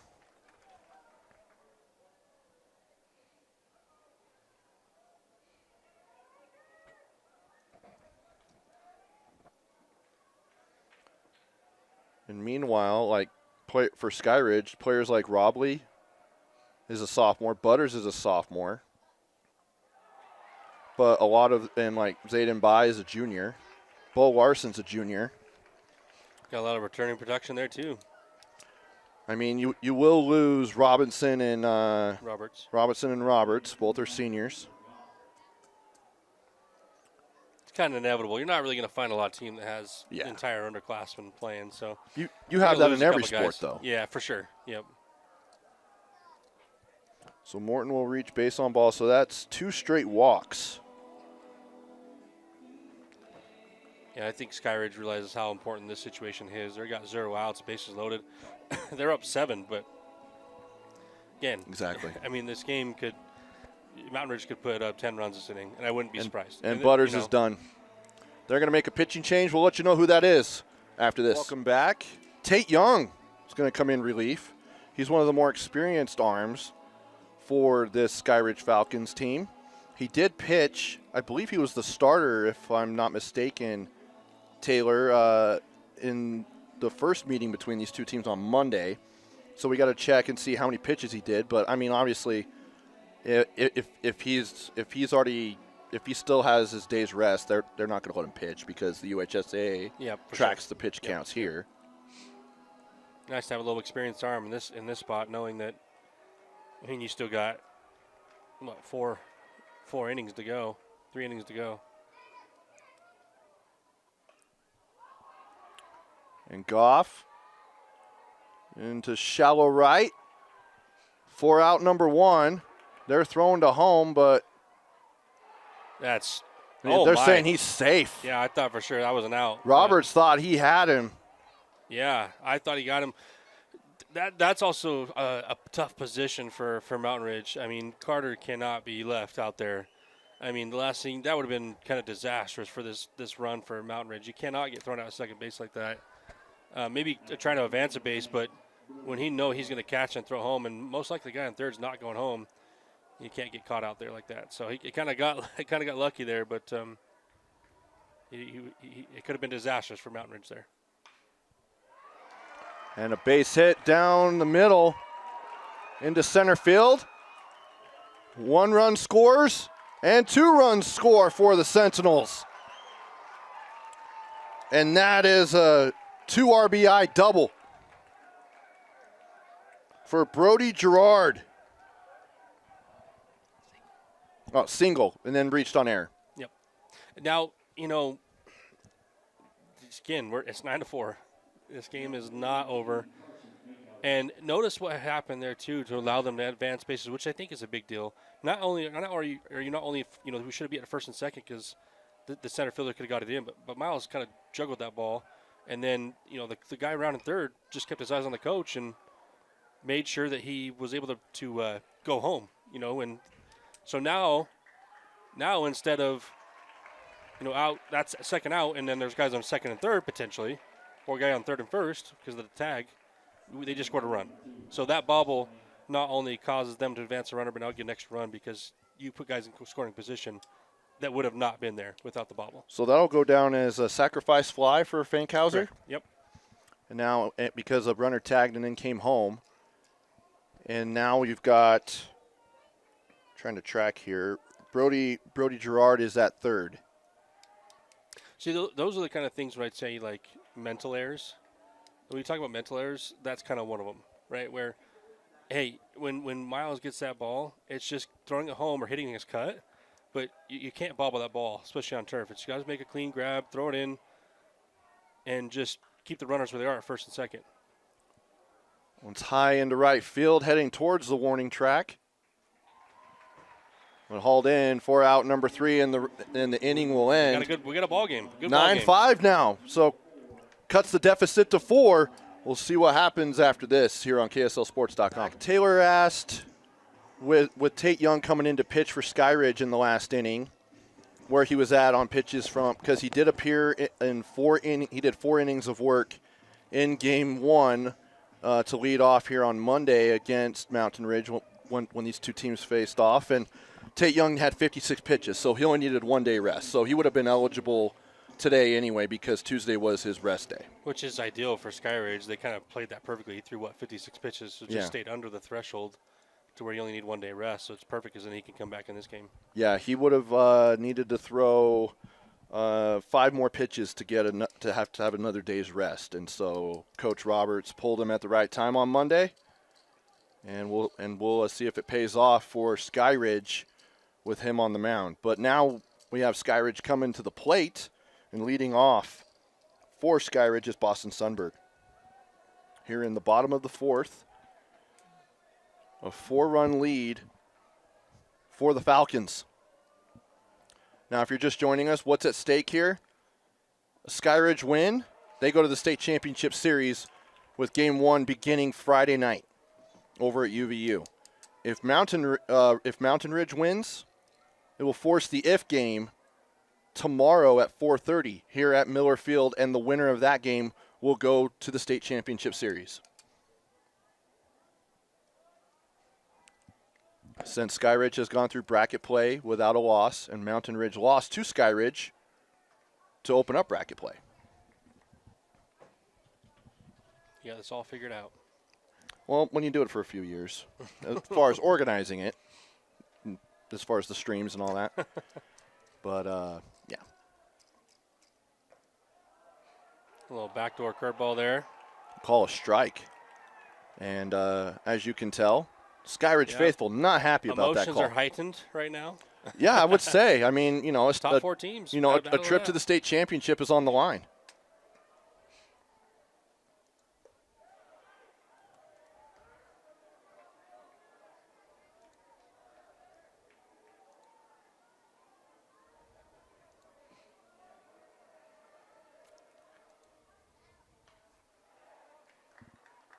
Skyridge has done a good job of staying alive.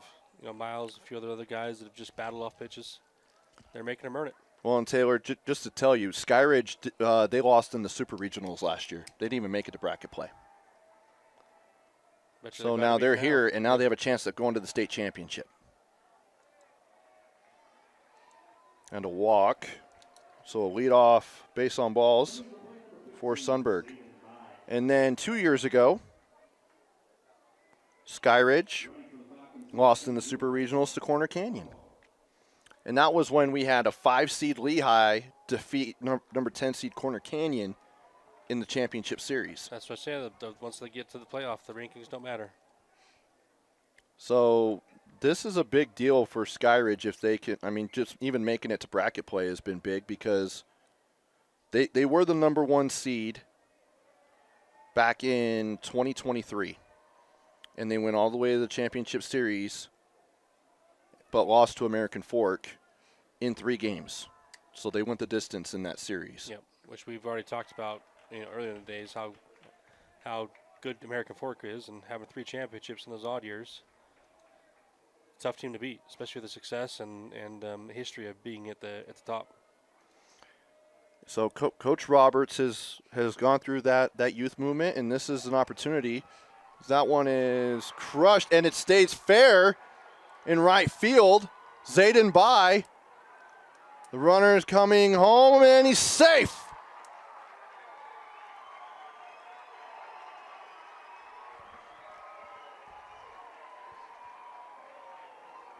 And that was the speed runner for Sundberg. You just love to see that, the excitement between the coach and So a triple for Zayden by. the player there with Zayden. I mean, it's just what a fun moment there. An RBI triple. That's how that will go down. That's his second triple today, Taylor. Yeah, that's what happens when you're fast. I wouldn't know what that's like, but it looks like it's pretty fun. As Jeff Clough told me yesterday, speed kills in baseball. I think speed kills in football and basketball too, I but think any still. sport. Yeah, really. If you have speed, you're gonna compete in sports. And they got their infield playing in now. I think he realizes that this is probably the threshold where they can't let any more runs in. So they're really trying to cut some runs off here at home by bringing the infield in. 10-5 is the score now. Great diving catch over to first. There's out number 1. Carter Bell making a diving catch for the out. I guess that was the right move. Got the out and kept the runner there. So looks like they're going to do it again. See if Yep, they can ended up prevent that run. pausing for a second, looked over at third to see what he was doing. Noticed he was staying and then went over to first. Yep, just got to give him a look, freeze him, let the runner know you're looking at him, and then get the throw over to first. So that was Butters.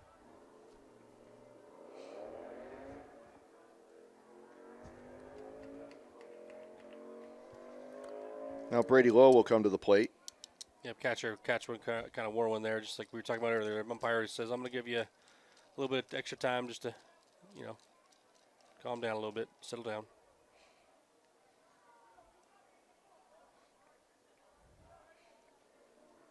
Do you know if catchers have conversations with umpires in the middle of games? Oh, they 100% do. Yeah? It depends on the catcher. I think some are more vocal than others. I had some catchers that wouldn't shut up, and then we had some catchers that never talked. So it depends on the catcher. Some catchers that wouldn't Truly. shut up. It's truly. It just depends on who they are and if they like to yap. And try and talk to the batters. Yeah. Get in their head too. Most catchers I play with, I think this is most in the sport, they're just tough kids, and so they're not really much talkers. They're just doers, Yeah. because they have to do all the dirty work. So Yeah, staying crouched like that for a long time, man, that's hard. Swing and a miss, strike 3. So Riker Morton with a strikeout. And that's the second time that Brady Lowe has gone down on strikes. and Rikers, he's pitched a pretty good game. Had to give up a couple of hits, in that run there, but I feel like overall he's still staying in the zone, attacking. I mean, as the runs get more and more, I know it's harder and harder to give up those runs, but I mean, you would rather get beat by some hits than continue to put guys on and walk and then give up some hits to score some runs.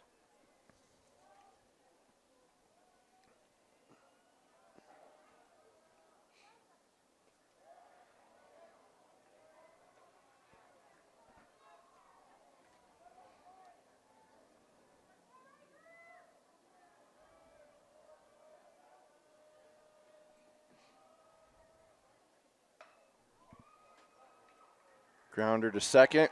Couldn't haul it in, so that'll be a base hit. Or maybe scored as an error. Yeah, I would say that's probably an error, I would say. We'll see what they put up on the scoreboard. Looks like they gave an error. Yep, so he'll reach E4. Yeah, it's coming in, but he's playing deep. He's got to make that play. I would consider that an error. So I think that's the right decision there. And that's a tough one because he almost got him out of the inning after he got him on third, and with the error they scored another. You can't be getting up. Now that you're down 6, you got to try to save as many of those runs as you can.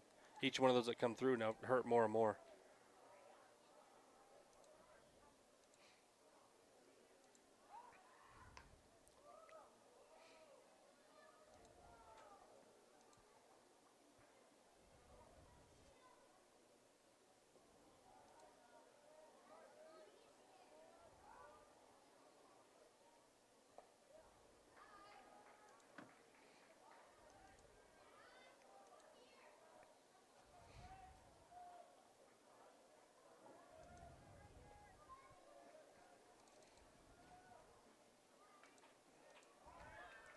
Good pitching by there to get back in the count for Riker. Bowers at the plate. Reached base on balls, scored a run, and then had a single in the 3rd inning. Is there anybody on the Skyridge team who doesn't have a hit at this point? Brady Lowe.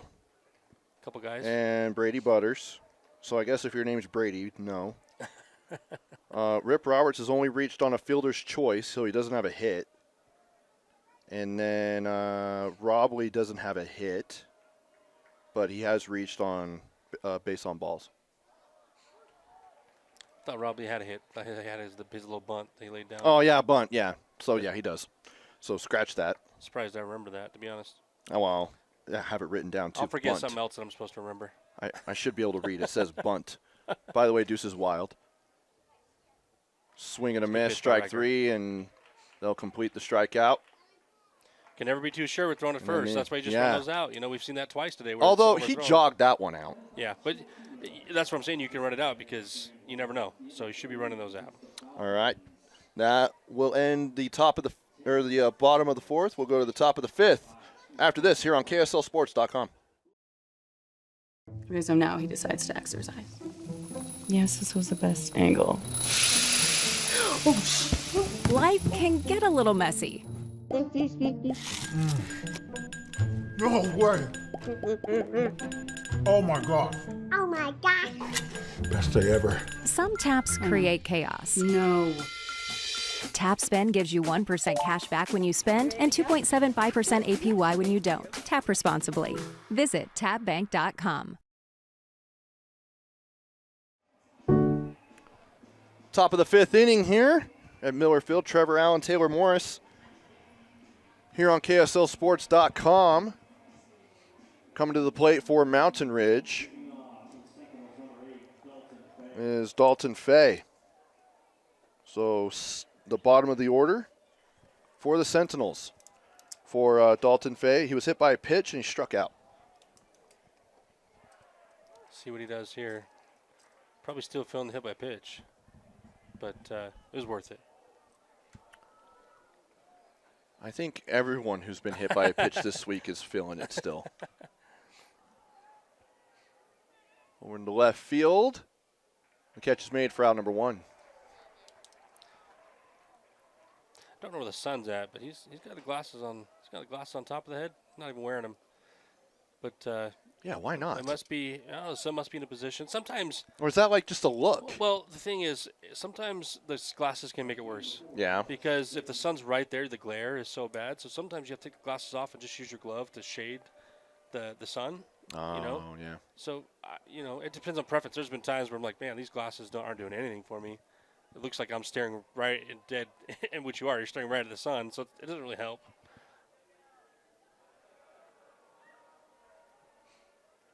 Here's the pitch from Tate Young.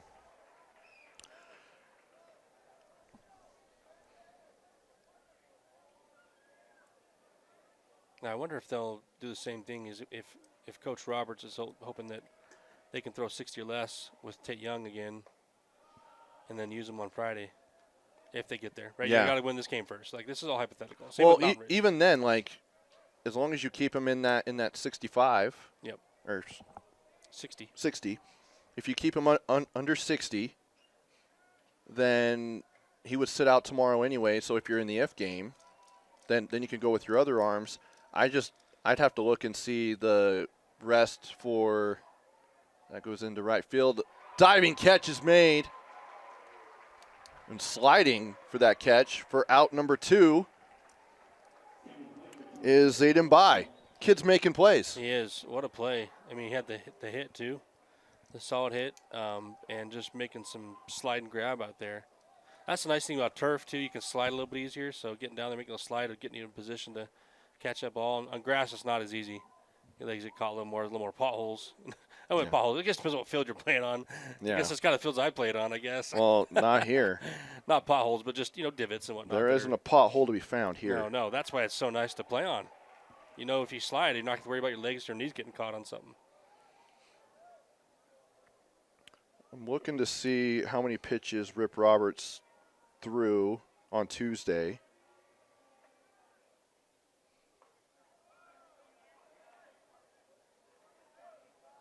Tate Young is coming in and doing his job, though. He's attacking. He's got a couple guys that put the ball in the play, but hasn't hurt him, and he's just doing his job. He's just pitching to contact. So in their game against Corner Canyon, Roberts went 6 2/3 innings, so I would guess. He may not be available till Saturday. Yeah, he threw 111. Yeah, he's not available, so Wednesday, Thursday, Friday. Yeah, so, Saturday, if they make it to the state championship series, he could pitch in game 2. Yep.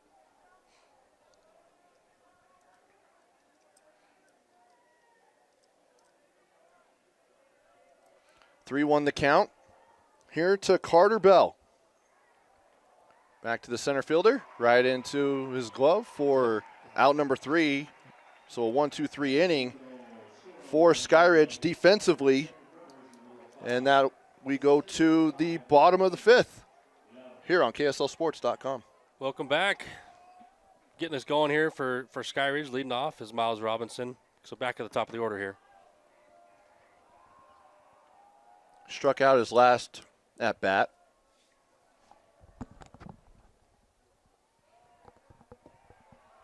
So he wore that one off the foot. Not a way that Riker Morton probably wanted to start this inning. No, it's a great start for Skyridge. I mean, you'll take that, just especially wearing a curveball. Doesn't hurt as bad off the foot. Get on base. I mean, if it hits you in the wrong part of the foot, it's not going to feel good, but he'll take it a little off speed on the foot and get on base. Riker's hopefully got to get back into the zone here and try to get his defense a ground ball here for 2. Luke Robley come to the plate. I wonder if he did another bunt here from Robley. No, he did not. He swung away, and he smashed it. That will go deep, and it'll bounce off the wall. Robinson's heading home. Robley's going to third, and a run is scored, so that's an RBI triple for Luke Robley. What a swing. And he hammered that ball over, and you knew it was over the right fielder's head. Just after I got done talking about bunting, he smashes the ball, so yeah. Nope, he'll smash it. Oh, yeah, he might as well swing away.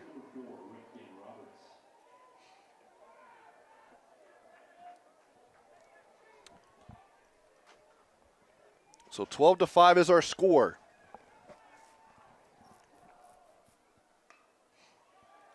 Roberts. That'll drop for a base hit, and the runner will score, which is Robley at home. And now it's 13-5 on an RBI single with no outs from Rip Roberts.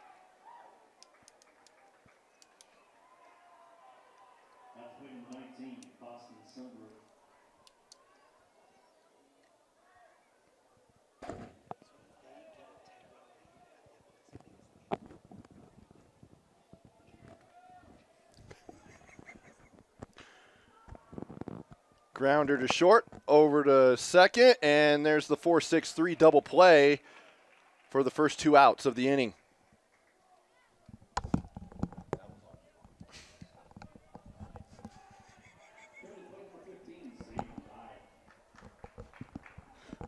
Zayden Bai will come to the plate. He has been sensational today, Taylor. He has an RBI triple in the first, a 3 RBI single in the second, and an RBI triple in the last inning. That's a lot of RBIs. Yeah, and a couple of triples. some kids never get triples in their whole career, let alone 2 in an inning. And that's the Or 2 in first a game, time. sorry. That's the first time he is out at the plate.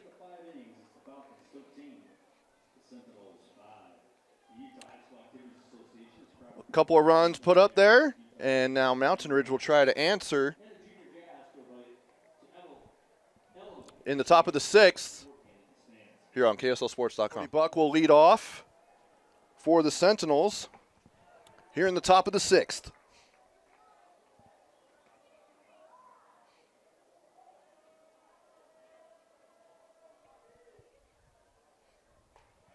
For Buck, back-to-back base on balls, and he scored both of those runs.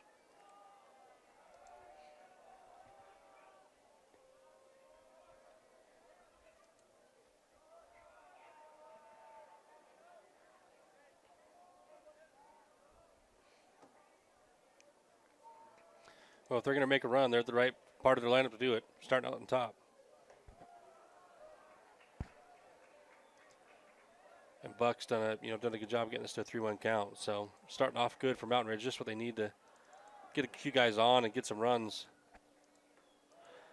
This also means they got to stop the bleeding on the other side. They can't give up any more runs. If they can't pitch and get some outs, really doesn't matter. They're gonna have to score way too many runs to catch up if they also can't stop stop Skyridge putting in runs on their side. Now Racker Morton will come to the plate.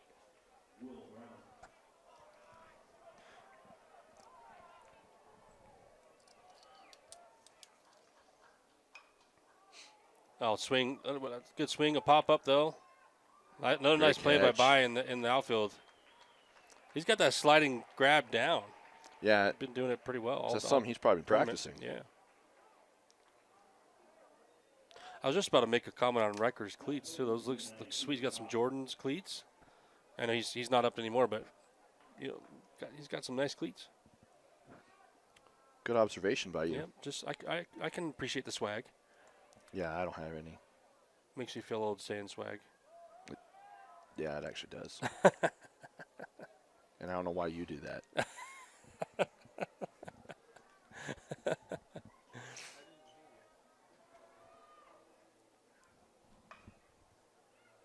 Grounder to second. He'll go over to first for out number 2. I just want to point out, too, people say, hey, why was he playing so deep if he wasn't playing double play depth?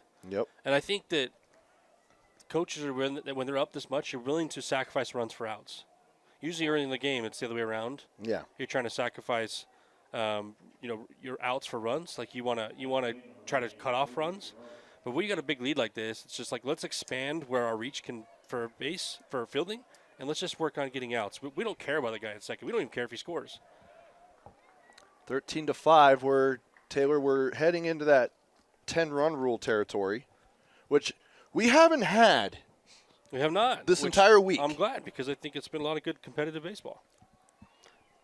And I still think it's funny because, I think some other games earlier in the tournament with pitching that I have been like, yeah, there's no way this team's coming back, right? Or they're just coming back is going to be a lot harder. But I just don't feel that way about this game. I still think that there's, it's still far from over. You know what I mean? And I think that anything could happen in this game. It's still winnable by Mountain Ridge, even though, Skyridge has got the big lead right now. Well, a run does come in for Mountain Ridge on that RBI single by Brody Gerard with 2 outs. And Carson Fankhauser is at the dish. He's had a big tournament. See if he can keep it going 0 here. for 1. He's had a big day. He was a big part of their win over Corner Canyon this morning.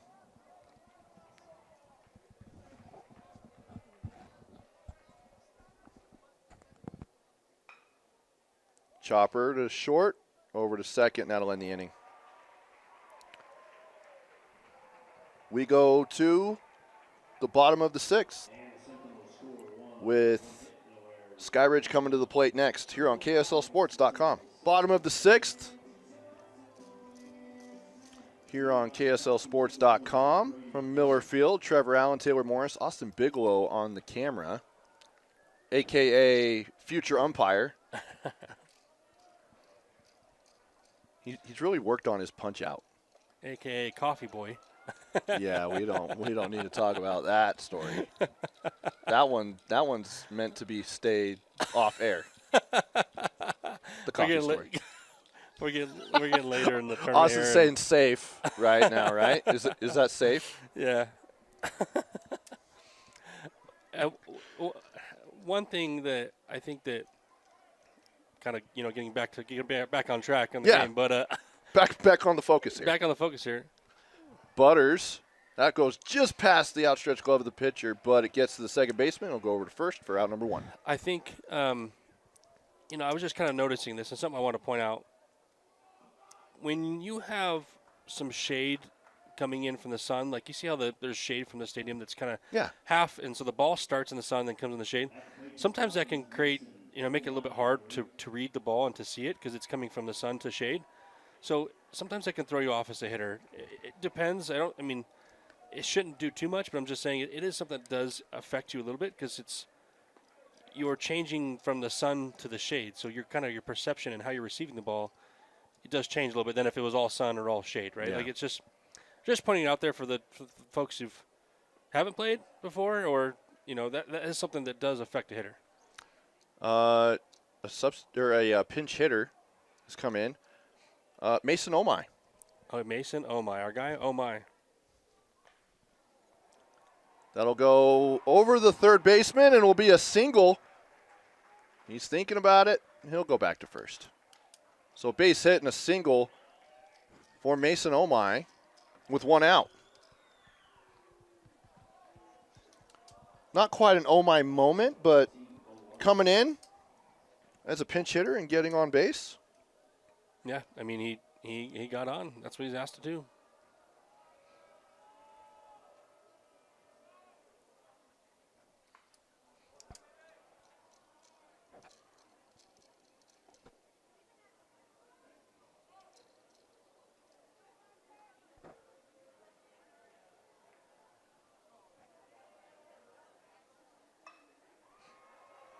That goes over the second baseman.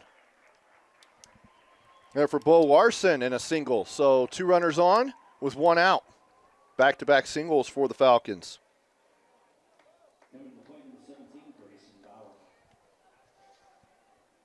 Grayson Bauer will come to the plate. Struck out in his last at-bat, but is 1 for 2. Has a single and reached base on balls. I mentioned how the shade will affect you as a hitter, and then they went out and got 2 hits. So that also paid off really well that I mentioned that might affect them, and it didn't affect them so far. They got 2 hits. Strike 1. Yeah, it's just I feel like that was a little targeted to you. Yeah, they were like, yeah, that don't matter. Yeah. That's just you, Taylor. We're not worried about it. Your eyes are just bad. Taylor's just worrying about it too much. You're just not an athlete like us.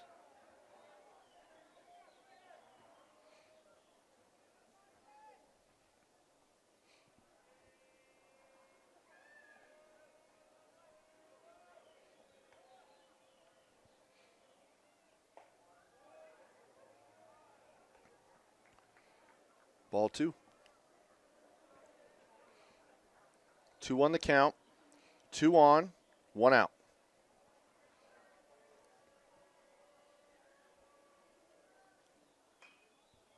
Fouled off. So even the count at 2-2.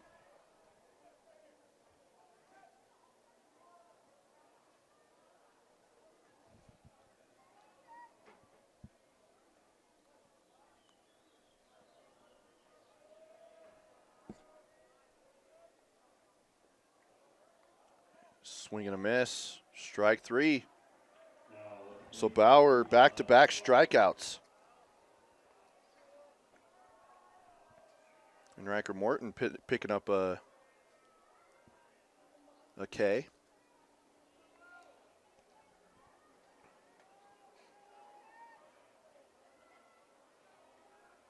Wait, that is not Riker Morton. Did they change? Yeah, they did change pitchers. It's number 2. Boston Swain is pitching for the Sentinels. Sorry, a bunch of amateurs up here in the. I want to say that. I'm just kidding. I Speak for included yourself, myself. man. I meant myself when I said that. I didn't even pick it up. Say, so. speak for yourself. Yeah, you're right. You're right. Yeah, they ended up doing it between innings. It wasn't where they came out and did it in the middle of an inning. And a he's trying to foul. make a play out there. We'll oh, see he's it. trying. Oh. It's back into the dugout though, and they're fighting over it. It's funny. The hey, look at that effort. The catcher over there in the bullpen thinking he was going to get it, and then it went above, but then it bounced off. I think Pitcher that and the railing, and catcher it went were- in. That's just called that's competitors right there. Yeah, scrappy. I don't care what it is. I don't care if it's a foul ball. I don't care if we're playing chess. Right? He's trying to win. I love that. Love the effort. I think they wanted a Frosty. Yeah, they did. Smart men. Swing and a miss. Strike two. You'll see the runners here moving. Count So goes I'm just gonna full. Make sure they go home, but Miles they should be Robinson. running off. He's back in this position again.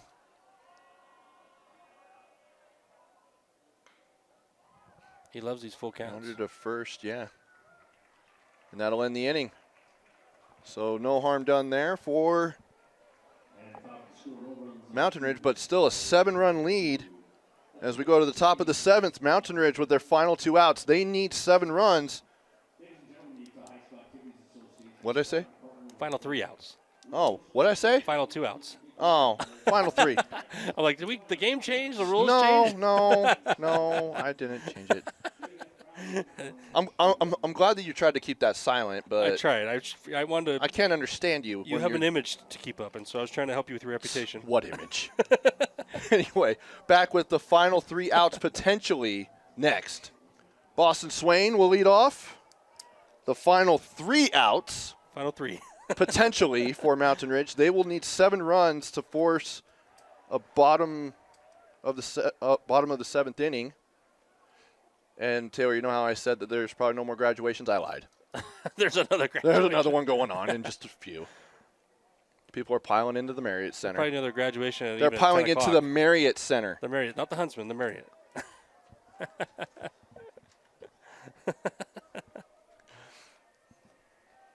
Boston Swain.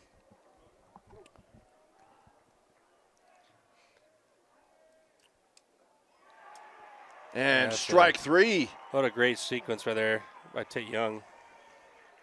Tough pitch to hit for Boston. They're right on the outside part of the plate. I mean, that's tough to touch.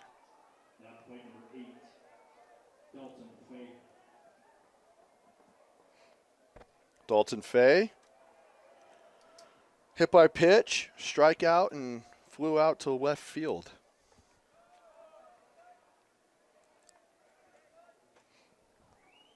So, a long way of saying 0 for 2. I mean, still important. Strike. 1-1 the count. 1 out, no one on. Singles wild. Singles wild. I bet I annoy so many people with that. Yeah, I'll stop. no, 2 strikes. I love it.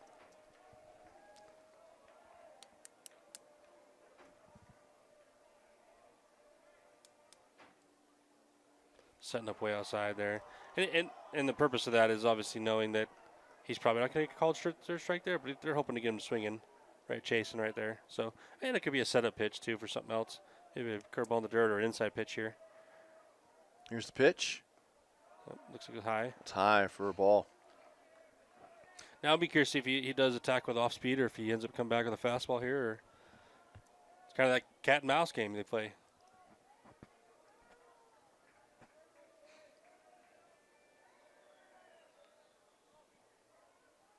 Swing and a miss. Little Strike cha- 3 little on the changeup. payoff pitch. Change up for that last pitch, which is an amazing pitch.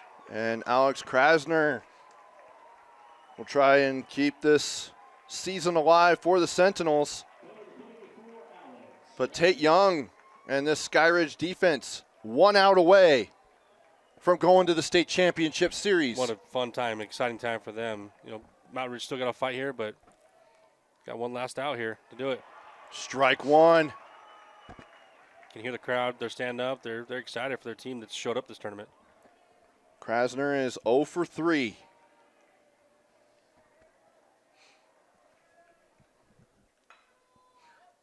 Chopper to third, over to first, and that's it. The Skyridge Falcons are going to the state championship series. For the first time since 2023. Yep, they showed the whole tournament so far why they belong as a top 2 team. They've come out, hit the ball really well, pitched really well, played defense really well. I mean, they've just done everything at every single level. Had pitchers that came in. Butters came in, did a good job today, not pitching a bunch. You just have guys that need to show up, and that's what they did.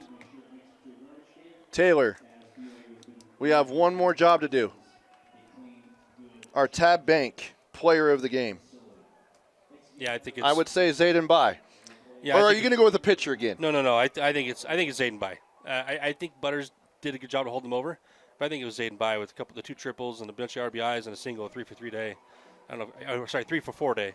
But no, he put a bunch of runs up on the board for him. So I go Zayden Bai. I would agree. All right, we agree on something. Hey, that's a first. So that means we won't have an if game tomorrow at 4:30 with Skyridge. They will play in the state championship series against the winner of Lehigh and American Fork. Game 1 of that best-of-3 series will take place Friday at UCCU Ballpark on the campus of Utah Valley University beginning Friday at 7 o'clock. So the Falcons will have a day off. Good for them. And maybe it's good or maybe it's bad. I don't think we'll know. Some teams play better when they get a break. I think with how Skyridge is playing, I bet they wish they played tomorrow. Not in an F game, but I think they'd rather keep playing. Our bats are hot. Why do we stop? And the only thing that's good for them is they get a rest day for their pitchers to get ready for Friday and Saturday. But other than that, I think that they'd rather be playing tomorrow. Exactly. All right, we'll go ahead and step aside and stop the stream for a little bit. We'll be back about, I would say, a little after 6:15, maybe 6:20. 7:15, 7:20. Yeah, 7:15, 7:20. It's been a long day. For our nightcap, which is Lehigh Riverton. So if you tune in around 7, be patient. Just keep coming back. We'll got to give them time to warm up and get the lineups going and everything, and then we'll see if we get our state championship series set tonight, or it's American Fork Lehigh. Yes. American Fork. You said Riverton. Did I? I've got softball too, because Riverton's going to the state championship. You got a lot going on. So hey, I hope you don't mind me correcting I'm not you. an idiot, people. I promise. I promise. Oh my gosh. American This Fork. is Hey, what about embarrassing. us? I'm just going to sign off. American Fork Lehigh coming up at around 7:15, 7:20 here on KSLSports.com.